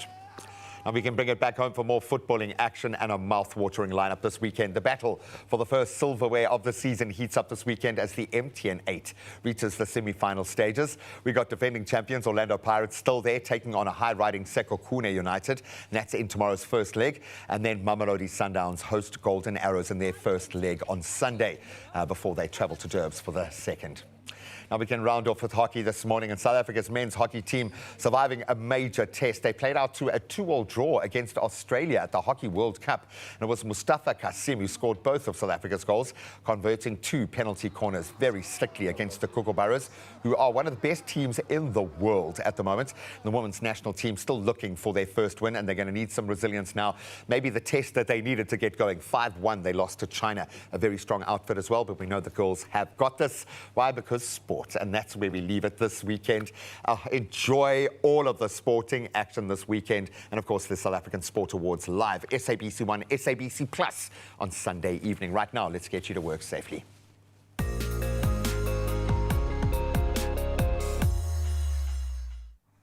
Thank you so much, G. And once again, we wish you all the best as you take to the stage on Sunday. But now, though, let's head to your roads and see how we can assist in Gauteng in Pretoria. Well, a fatal accident that was reported on the N1 highway has been cleared. After causing extreme delays, traffic is expected to ease, but motorists are urged to remain cautious and, of course, to remember to arrive alive. Out in Pretoria, in Linwood, a stationary vehicle has been reported on the N1 northbound at Linwood Road. Now, with the middle lane that's currently affected, you can expect some delays and, of course, approach that area with extra caution. Outside of that, have a feel-good Friday as you head on out there, and we wish you all the here's. For now, though, let's get straight into your weather. In Polokwane, sunny skies will take over much of your day. Temperatures start at a low of 9, rising to a high of 29 degrees. Tomorrow will be spent under bright sunny conditions, with temperatures ranging between 11 and then a hot high of 31 degrees. From Polokwane, let's see what's going down in Klerksdorp next. On your side of town, it's mainly sunny skies that will set the tone for your day. Temperatures will start at a chilly 11, but then climb to a hot high of 30 degrees. And in the coming days, you can expect a minimum of 28 degrees on Sunday. 29 will be your high on Saturday. Pretoria, you're up next with sunshine that will brighten up your skies today. Temperatures will range between a cool 12, but your high is coming at you at 28 degrees. Now, cloud-filled skies will take over your weekend, with temperatures reaching a high of 29 on both Saturday and Sunday. Elsewhere in Gauteng, let's head to Johannesburg now with predominantly sunny skies that are set for your Friday. Temperatures move between a cool 13 and that high at 26. Partly cloudy conditions will define your upcoming days. Now, your daytime highs will be a consistent 26 on both Saturday and Sunday. Mbombela, on your side, today you're all set with some sunny skies ahead. Your low is sitting at 14 and it will double up to 28 as your maximum. And as we look ahead, tomorrow's daytime highs sit at 33 degrees. In fact, it's your peak of the week. And Sunday eases slightly to 25 under partly cloudy skies. And then out in the beautiful Bloemfontein, partly cloudy skies will hold throughout your Friday. Let's get into those temperatures. It'll start from a nippy 9 and then climb to a maximum of 28 degrees. Now, sun-filled skies can be expected heading into your weekend, with tomorrow's temperatures moving between 6 and 28 degrees. Out on the coast now, Richards Bay, you're up first, where you can expect partly cloudy skies, and that will be accompanied by northeasterly winds. Your temperatures, they'll move between 18 and 24 as your high. But grey skies will define your weekend, with tomorrow's daytime highs maxing at 31 degrees before cooling to 23 by Sunday. And then out in Durban, your Friday ushers in some cloudy conditions. Temperatures will range from a cool 16 to a warm 23. Now, cloudy skies will clear going into your weekend, with temperatures reaching a high of 28 degrees tomorrow and then 23 by Sunday. Out in Mthatha, mostly cloudy conditions will dominate your skies. Temperatures start from a fresh 10 before rising to a high of 24. Now, sun-filled weekend is set to stone, with tomorrow maxing at a high of 31 degrees. By Sunday, it will cool down to 22. Out in Uba, skies will remain partly cloudy throughout your day today. Your temperatures will range from a chilly 11 to a high of 27. Now, partly cloudy conditions will gradually turn sunny by tomorrow, with temperatures much the same as today, peaking at 27 on Saturday, 23 on Sunday. All right, Kugompo City, on your side, a mostly cloud-filled day does lie ahead for you. Temperatures will range from a cool 13 to that high of 22 degrees. Now let's look ahead together with partly cloudy skies that will persist. Strong winds can also be expected by tomorrow, while temperatures will reach a high of 24. Ebeja, out in GQ, mostly cloudy skies will feature across your city today. Temperatures will start from a brisk 11 to a high of 20. Now, tomorrow ushers in strong winds, with temperatures on the cooler side. It will max at 19 on Sunday, and then the max on Saturday. The max is 20 on Sunday. And then in the gorgeous George, much of your day will be spent under some cloudy skies. Temperatures drifting from a cool 11 to a high of 18. From tomorrow onwards, partly cloudy skies will turn bright and sunny, with temperatures sitting at 19 as your high tomorrow and 18 by Sunday. All right, Cape Town, Mother City, stand up. For your side, it's mostly cloudy skies that will remain in place for most of today. As for your temperatures, it will range between 12 and 20. Now, cloudy and humid skies will persist tomorrow, with a cool high of 17 degrees. There is also a 25% rain expected. Let's check in with Sutherland next, with a mostly cloudy day that does lie ahead for you, with noticeable northwesterly winds. As for your temperatures, it shifts between a cold 6 and a max of 24. Now, a mix of cloudy and sunny conditions will define your weekend, with cool to pleasant temperatures set for the day. Heading into Kimberley next, with partly cloudy skies that are set to dominate your forecast today. Your temperatures will glide between 12 and a hotter 31 degrees. Now, that heat will continue on, with temperatures reaching 31 on Saturday as well, and 27 by Sunday. Final stop, let's brace ourselves for Uppington. Today you'll look up to partly cloudy skies. Your temperatures will range between a nippy 9 but a very hot 33 as your high. Now, sun-filled skies will take over your day tomorrow, with temperatures for your weekend reaching a high of 29 degrees consistently throughout Saturday and Sunday. Well, great warm weather is what you can expect in Uppington and some other parts of the country. And as we get into your 8 o'clock sunrise view, we've got to check in with 6 and 7 once again. They were just too good to not have another look at. Babalwa was our first one. Alberton, Gauteng is where, or at least the Eastern Cape, is where she shared a beautiful image with us, and I am here for it. That was in Kwazita in the Eastern Cape. Thank you, Babalwa. We appreciate you. And then up next, we got this gorgeous morning view. We headed into Joburg in Ferndale for this one. And thank you so much to Ketu for getting in touch with this beautiful morning view. I just love when you play with photography a little bit. We did celebrate World Photography Day this month, and you are definitely doing the dang things. And then out in PMB, baby, Mervyn sent this gorgeous image. And listen, when I say the trees are the main character in here, I definitely would agree with that. It is so gorgeous. There may not be a leaf in sight, but the tree is saying autumn, moving potentially into spring. So thank you so much, Mervyn, for getting in touch. To all of you, in fact, absolutely beautiful, from Babalwa to Ketu to Mervyn. We appreciate and we see you. We wish you a blessed weekend ahead. In fact, speaking about the weekend, it's going to be a great sporting one. So make sure you're up early to embrace that and snap a few pictures along the way. But now, though, let's get into the final hour of your show. Maybe you want to start at the Time Out Market, because that's how we do it, because summer is here. Russ is the GM, and I would imagine the most excited person about summer right now. Why is your market the best place in the world when it comes to summer? Yeah, look, I mean, in summer, the V&A waterfront comes to life, the market itself comes to life. There's just so much sort of energy that the city feeds off. And that all is centered around our market. You know, summertime is where it's at. And you actually herald the new season when the market starts pumping, and we're going to get some flavours, some tastes of Cape Town in the most dramatic way. Can't believe it's 3 years now that the market has been pumping, but we're going to take you front row after this.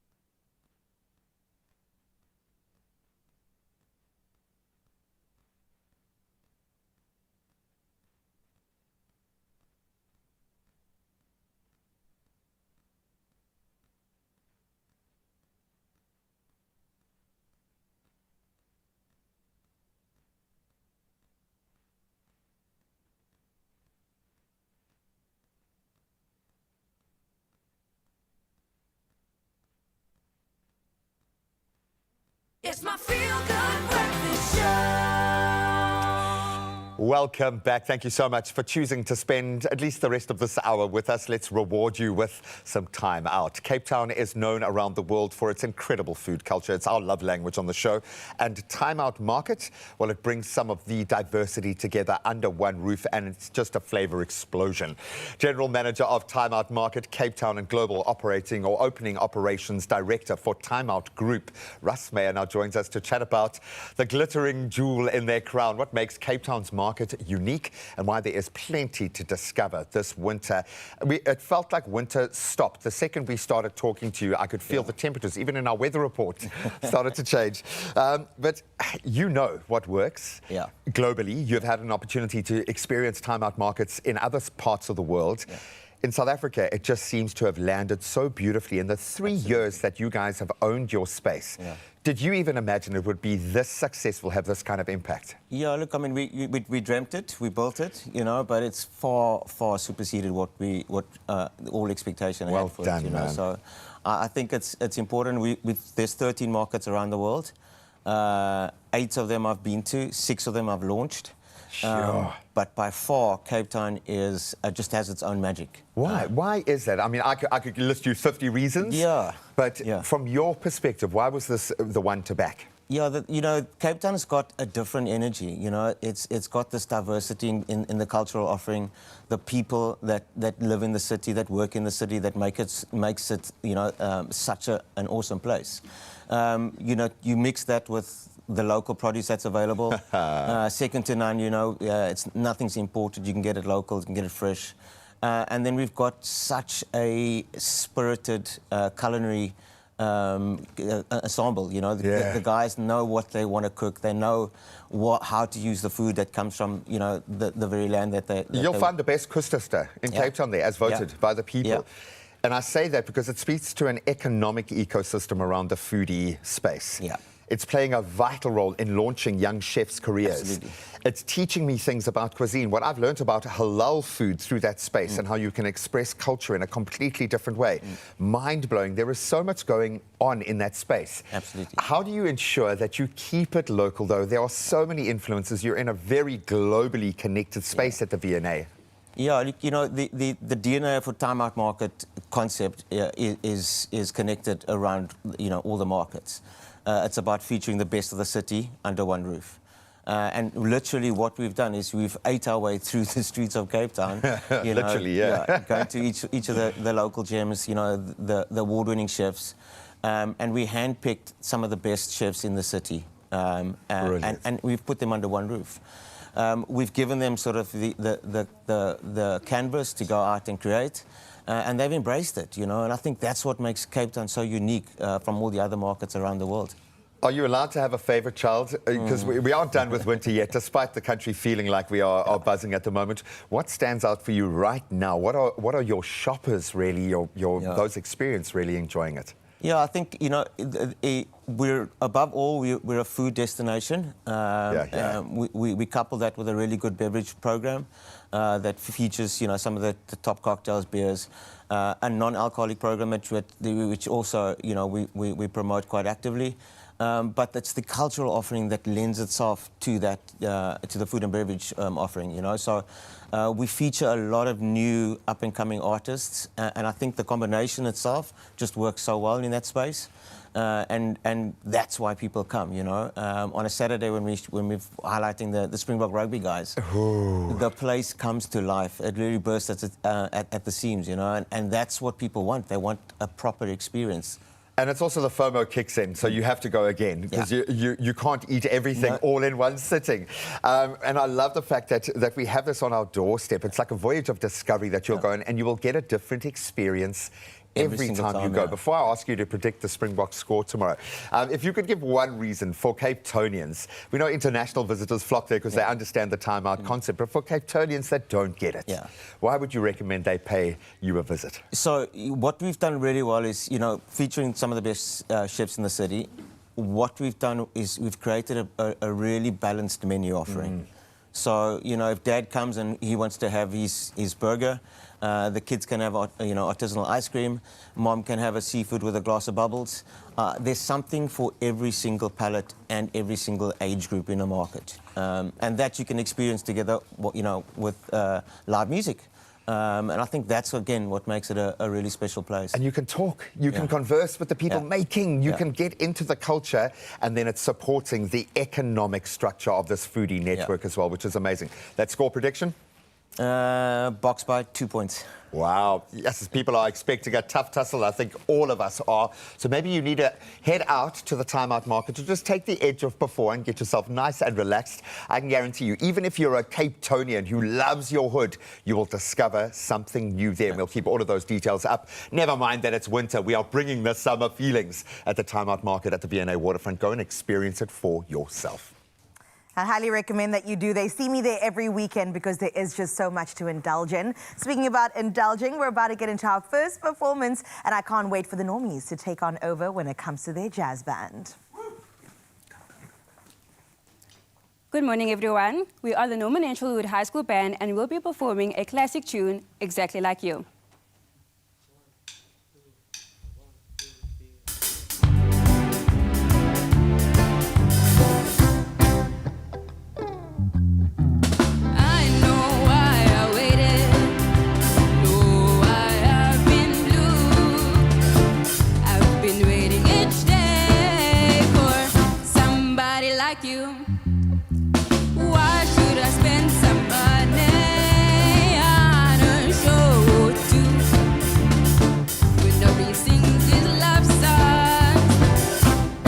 Exactly like you, you make me feel so grand. I wanna give this world to you.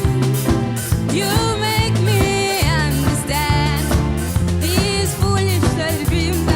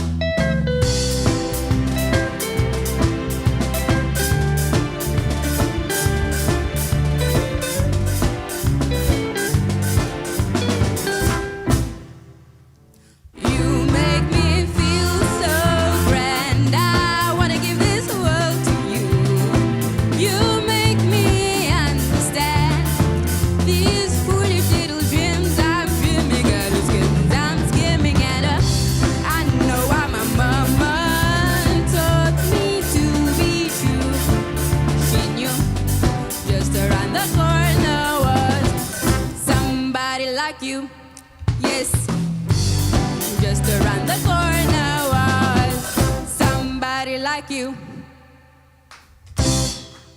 Yes, come on. And this is what I was saying. There's nothing normal about Normal Henshawood, okay? It's their jazz band, the first performance. We still have yet another one on the way, and we're so excited to get into it. Just after the break, though, we have to dive into more of what the waterfront has to offer with the Oranje Zicht Market, the city market. It's got a new location, and we can't wait to find out a little bit more, so don't go anywhere.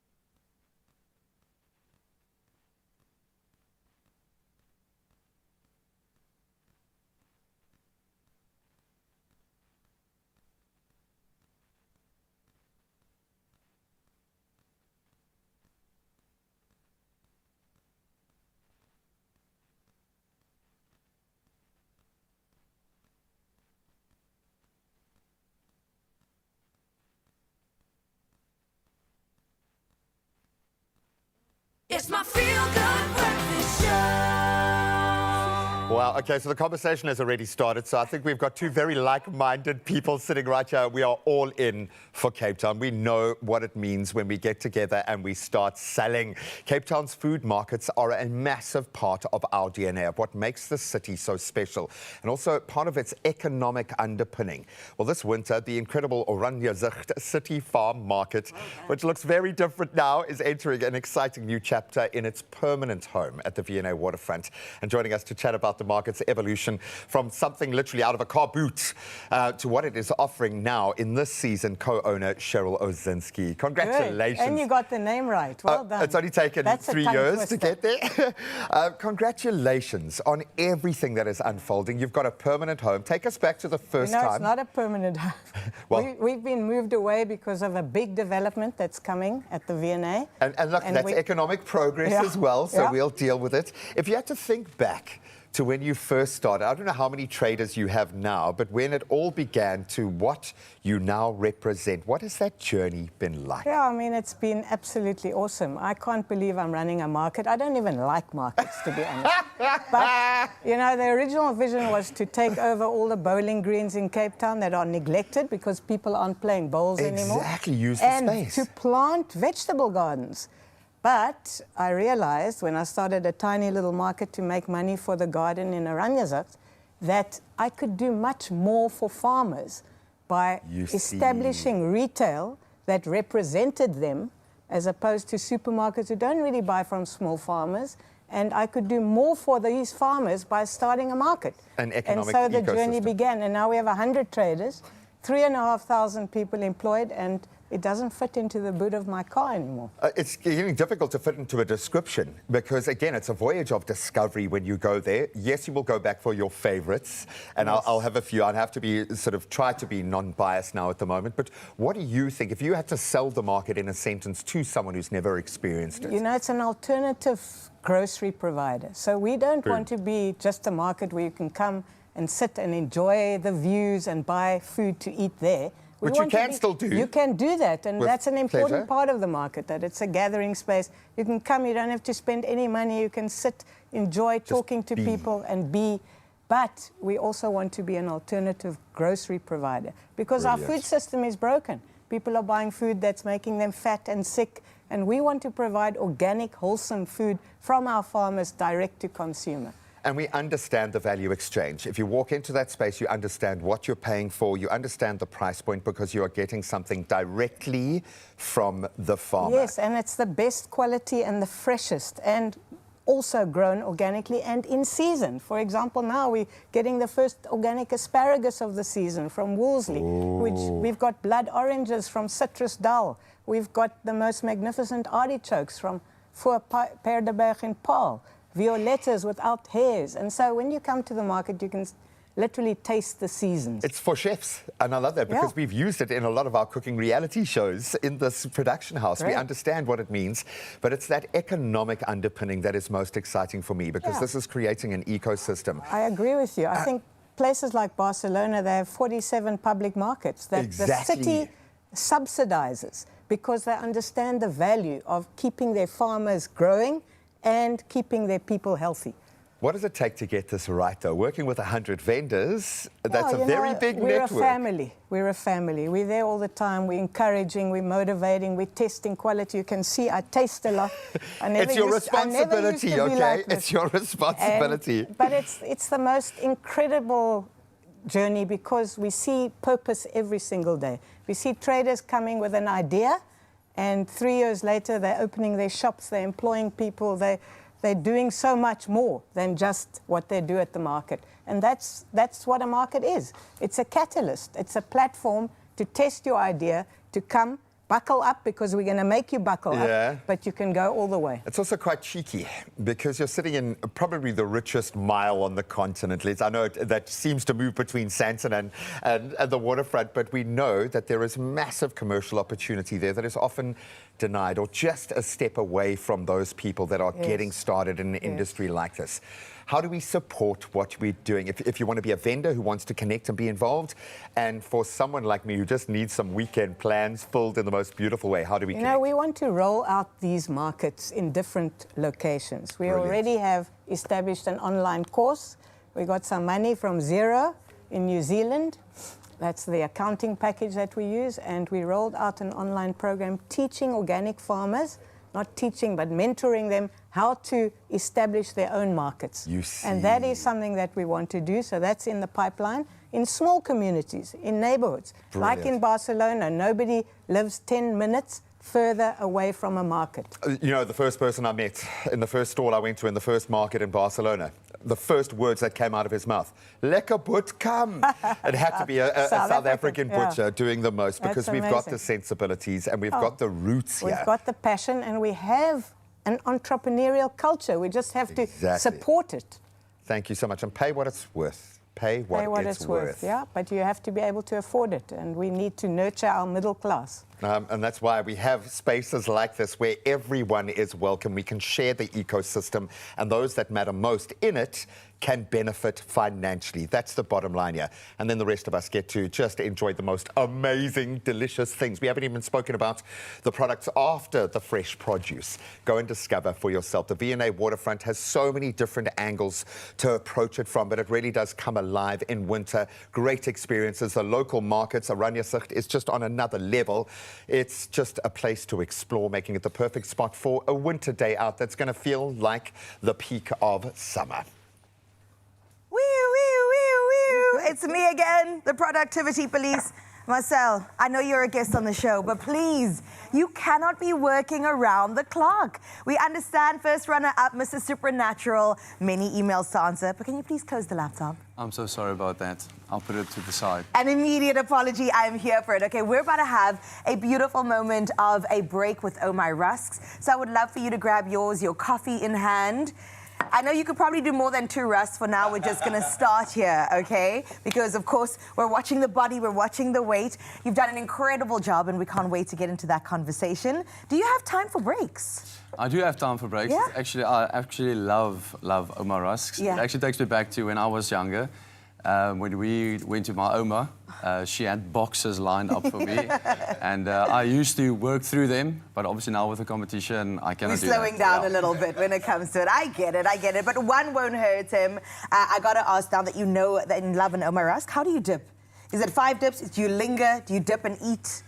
Well, I have to say I dip, wait a second, and then I eat. Just 1 second. Because we're on 7 seconds. Graham pushes it to 10 seconds. No, I'm a 1 second guy. 1 second. In and out. In and out. I love to see it. Well, we can't wait to catch up with Marcel in just a little bit. But your reminder as well to, of course, take a proper break with Oma. But if you know somebody who needs to be reminded to take that break, you can join the Time to Dip conversation too, because you can stand the chance to win 1 of 3 Oh My Rusk hampers. And it is beautiful. The boxes are, in fact, lined up. Simply reply to the competition posts on the Expresso social pages and complete the sentence. My perfect time to dip moment is ... It could be a morning coffee, it could be a catch-up with a colleague, or a Mr. Supernatural first runner-up, or simply putting your feet up. Tell us how you take a break. And don't forget to use that hashtag Time to Dip and have a break with Oma. T's and C's can be found on our website, not omarust.com, that is expressoshow.com. Let's dip. I'm going to try your technique. 1 second. Wow. That's it. It's not enough. All it knows. Come on, it soaks in. It soaks in slightly, only slightly. We love to see it. We'll chat with Marcel just after the break. Officially unavailable for meeting activities. I'm on a break. Andre! I'm on a break!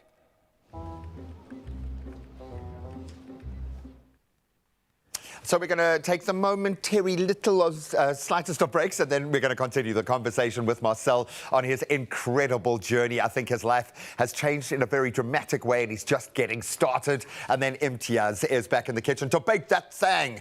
If you've got any questions or conundrums, let us know. Hit us up on the socials. We'd love to hear from you. More bokjes coming through our menu on the other side of this.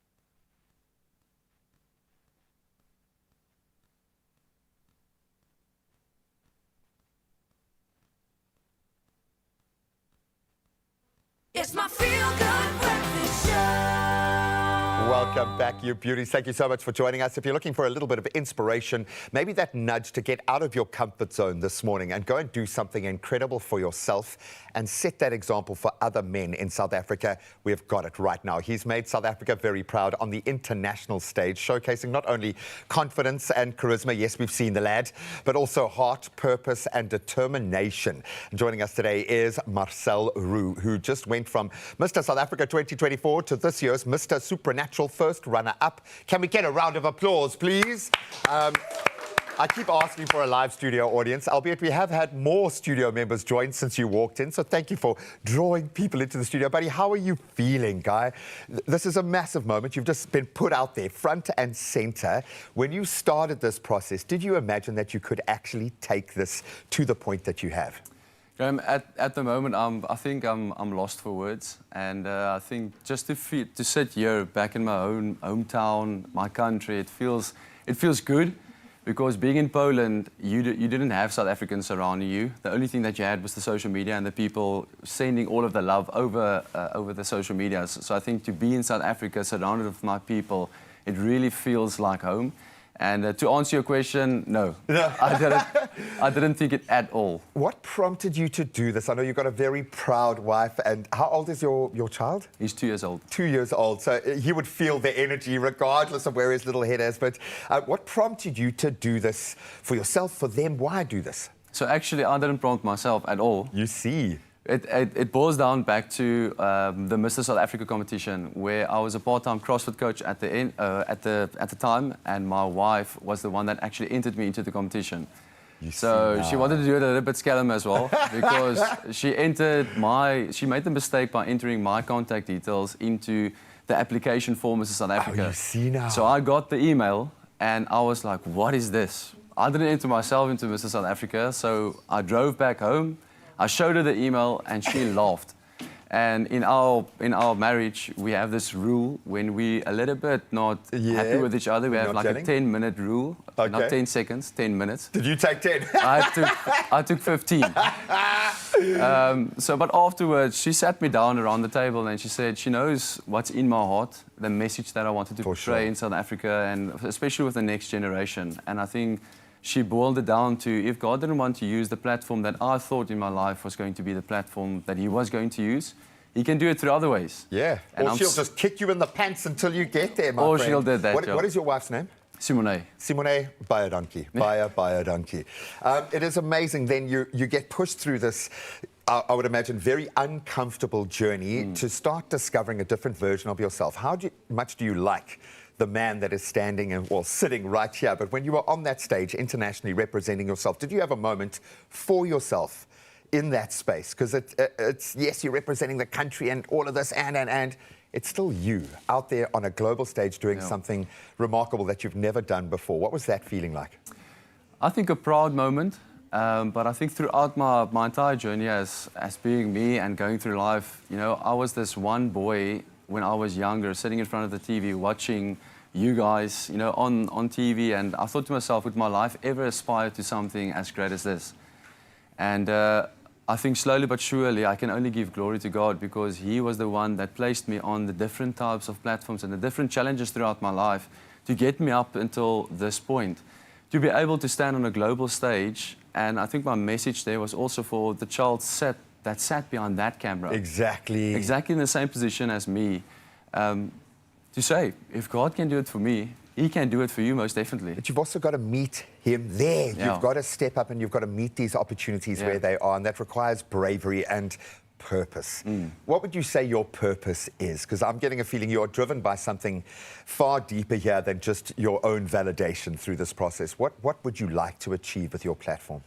I think the biggest thing for me is to tell a story. We mentioned my son, and my dad did it for me, and it's something that I want to do for my son. I want to sit him down at a table one day, and I wanted to be able to inspire him through a story that was not so much me writing it, but it was a story that life wrote and God wrote through this lifetime. And I want to be able to inspire him throughout this journey, and hopefully inspire the next generation, not only stop with my kid, for every single child outside there in South Africa. And they need representation to do it. And what I love about being a parent myself is it's not what we say, it's what we do. Yeah. And he's going to grow up seeing you do this and actually be that person for him. You've also introduced a fitness culture into your family through this process. How tough is it when you step out onto that stage and you see just the level of, because everyone's a fitness model now while they're an entrepreneur, while they're, you know, how difficult and challenging has that part of the process been?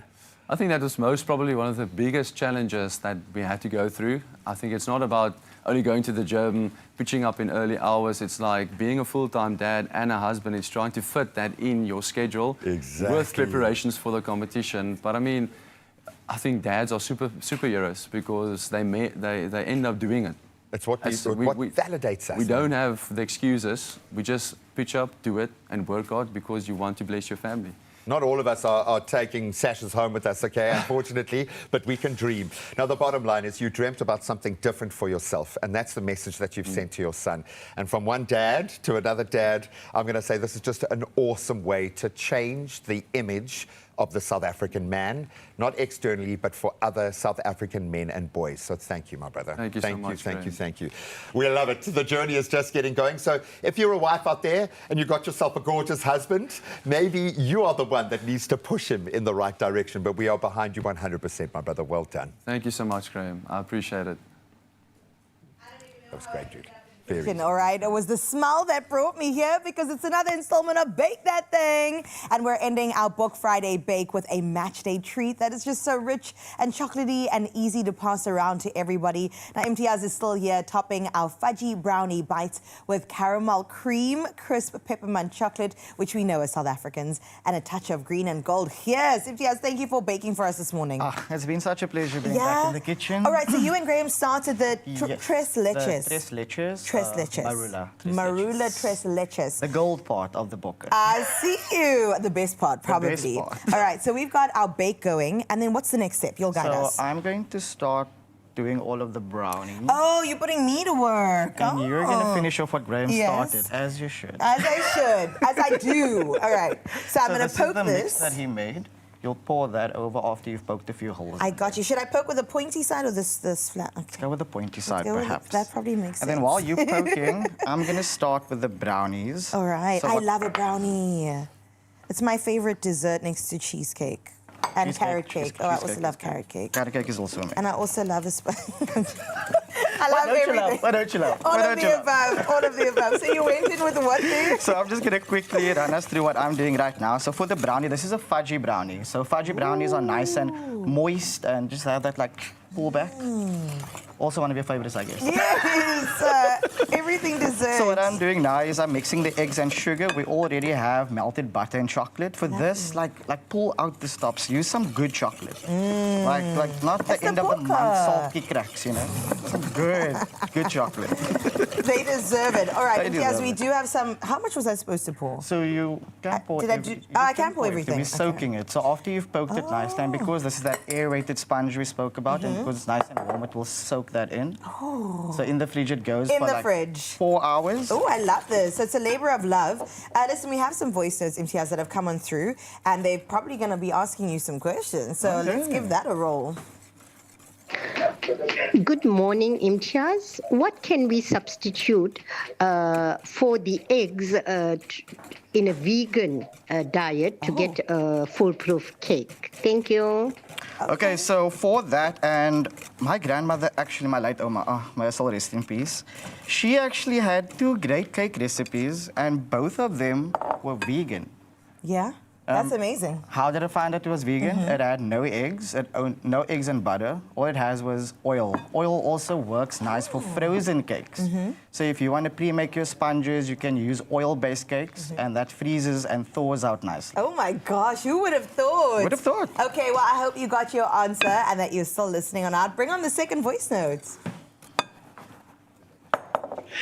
Good morning, it's Helena in East London. I would like to know how I can get my pastry for tarts and pies to be really crumbly, not falling apart, but quite short. Can you give me some ideas, please? Thank you. So for crumbly, hi Lena, you want to go with cold butter into that. So if you're making your own pastry, it's always the cold butter that gives that crumbliness to it. And also don't overwork your bake. Like never overwork. When you feel like you want to go in more, don't. Hold yourself back. Okay? Keer my. Step back and let the pastry do its thing. When you say cold butter, from the fridge? From the fridge, yes. Okay. And that helps with that because melted butter and warm butter, It's not going to do the thing. What you want. Yeah. Trust him. If you can smell what I'm smelling right now in this kitchen, believe me. All right, so we've got our wets going. Me to the test again. I love this. Okay, so we're going to pour in, so what is now that? after I've mixed in my eggs with my melted butter and chocolate, we are going to sift this. And why do we sift? So this is just a fun baking tip as well. You know the recipe says sifting and you're still just going to throw it in? Yes. Sift. This You helps get with rid of the aeration as well and impurities. all the impurities and all of those like... And all of those little clots and klonte, you know, look at that. Oh, I see. Look how perfect that is. Oh my goodness. Oh my gosh, this is going to be the best brownie we've ever had in our lives. Okay, and now for the magic of TV. Yes. Look at me stealing your thunder. But I'm going to... Oh my gosh, this looks incredible.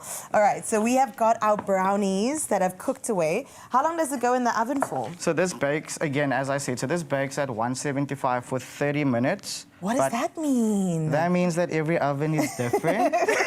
And we're going to check after like 20 minutes. What you're looking for is a moist, crumbly center. Okay. Not too wet, but not dry. So when you put it in, you don't want it to be dry? No, you want Just it to a have like little a bit little bit of moisture. Just a little. My mond water. This looks so good. What do we do with this? So as Because you you can said see, green you and get gold. the cracked top. And that's what you want. Now we're going to go with the essential, like we know peppermint crisp tarts. South Africans, we know this, quintessential. And this is the green part of the flag. So All over right. there, we have the things. cream that I already made for us. Nice. I'm going to Can I hand the get it? piping to you. Thank you Scissors. so much. This is my favorite part. Is it? Yeah, it always is. I'll let you pipe away. Okay. Ooh. Okay, this is a very simple. You're just going to put your cream mixture in here. Oh, is you your weren't cream. making a pattern, I was going to say. Oh, no. That's interesting. We're just putting a layer on it. You're putting a layer on. And this is how you're just going to finish. Ooh, I'll do it. Finish. You see, I always like stealing the thunder. Imtiaz will allow. That QR code is on your screen if you would like to get your book weekend ready as we get our brownies ready. So while this cream is on, what's the next step? You're just going to drizzle some caramel, which is another beautiful part. And then I'll come in with the green. Oh my gosh. Okay, that already looks amazing. So drizzle some caramel. I'm going to drizzle some caramel. It's already open for It's you. already open. Okay, what do I do? Just anything. Go, Okay. drizzle. Go out. Like this. Like This is so you can like entertain with your friends. If you really want to go like go Bokke, you could write go Bokke. I could have done that. I'm going to write Sia. Yes. Sia Kolisi. He's not going to be there, but we thinking about you. Always. And there's the green and gold for our Book Friday. Bake that thing with Imtiaz. We'll keep all this information on our social media, but that QR code is on your screen right now so that you can bake along with us. He told me this is a portion for one. So me and baby will eat this. But thank you, Imtiaz, for joining us. It's been absolutely amazing. What a pleasure from our Marula, Les Treasures, and our brownies. Yum, yum. Thank you for not correcting me. That's our green and gold. Think it's just another day? Well, not anymore, because I could be pulling up to your door next. Spin and win up to 20,000 Rand. Plus an extra 2,000 Rand if you have a World Sports Betting account, and another 2,000 Rand if you can hit a small dance challenge with me. To enter, all you have to do is head over to the competition post of Expresso's Facebook, X, and Instagram pages, and all you have to do is follow the prompts. And not signed up yet? Well, head to wsb.co.za, use the promo code TheBeat50 to get a free 50 Rand sports bet. World Sports Betting, bet to the beat. I'll see you soon.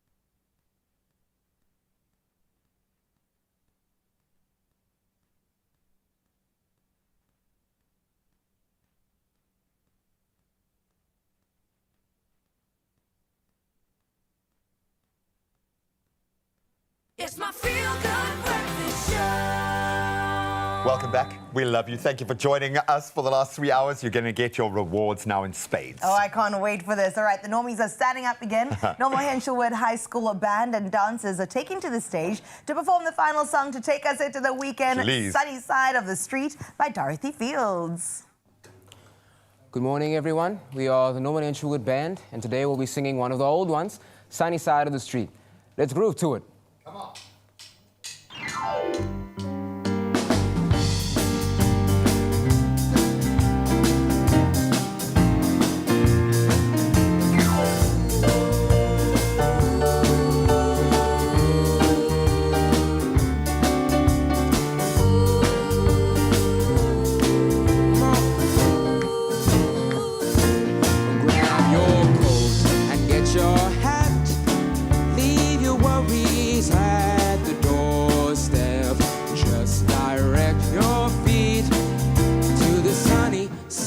The street. Can't you hear that bitter pat? And that happy tune is your step. Just direct your feet to the sunny side of the street. I used to walk in the shade with the blues on parade. No longer afraid, 'cause the rover got over if I ever had a cent. I'd be rich as Rockefeller. The gold dust at my feet to the sunny side of the street.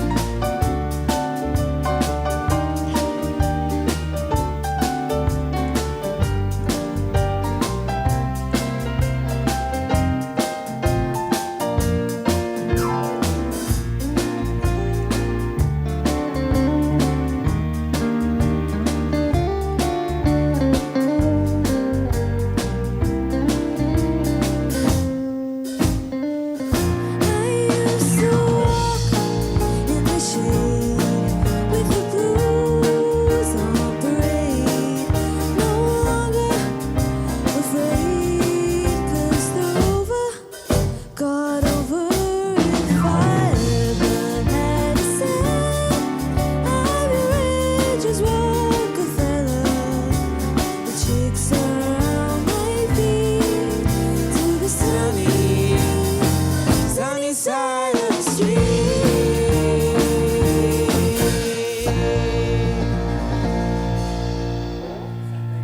Yay! Absolutely love it. Oh, Norman man. Henshelwood. You The should be so normies. proud. The normies. The not so normies. Mr. Supernatural runner-up here is just in awe of the talent there. Please, guys and girls, can you give us a bow? You are amazing. Thank you for representing some old-school energy in a very new world. That was probably the most wholesome thing we have seen on the show all year. Or maybe ever. Absolutely beautiful, guys. Thank you so much. Buddy, thank you so much. Can you give us a score prediction for the rugger tomorrow? I would love that. I think I was looking at the show and I thought to myself, okay, what would my score prediction actually be? I'm going to back the box and say the Bokke by 10 points. I like that. Listen, we're managing our own expectations with this one. I will see you again on Sunday night. Of course, there we've got the greatest rivalry. Good luck to the Boks. Peter Steph du Toit captaining in the absence of Captain Fantastic. Absolutely enjoy it. And then, of course, I'll see you live on SABC1 come 8 o'clock. The build-up starting at 7:30 for the South African Sport Awards. Myself and Lerato so ready and so proud to be honouring not just the big stars, but all of the stars in sport this weekend. Buddy, thank you so much. Thank you so much for joining us. Have a great weekend. We'll see you all on Monday, first thing, 6 to 9 o'clock on S3. Bye.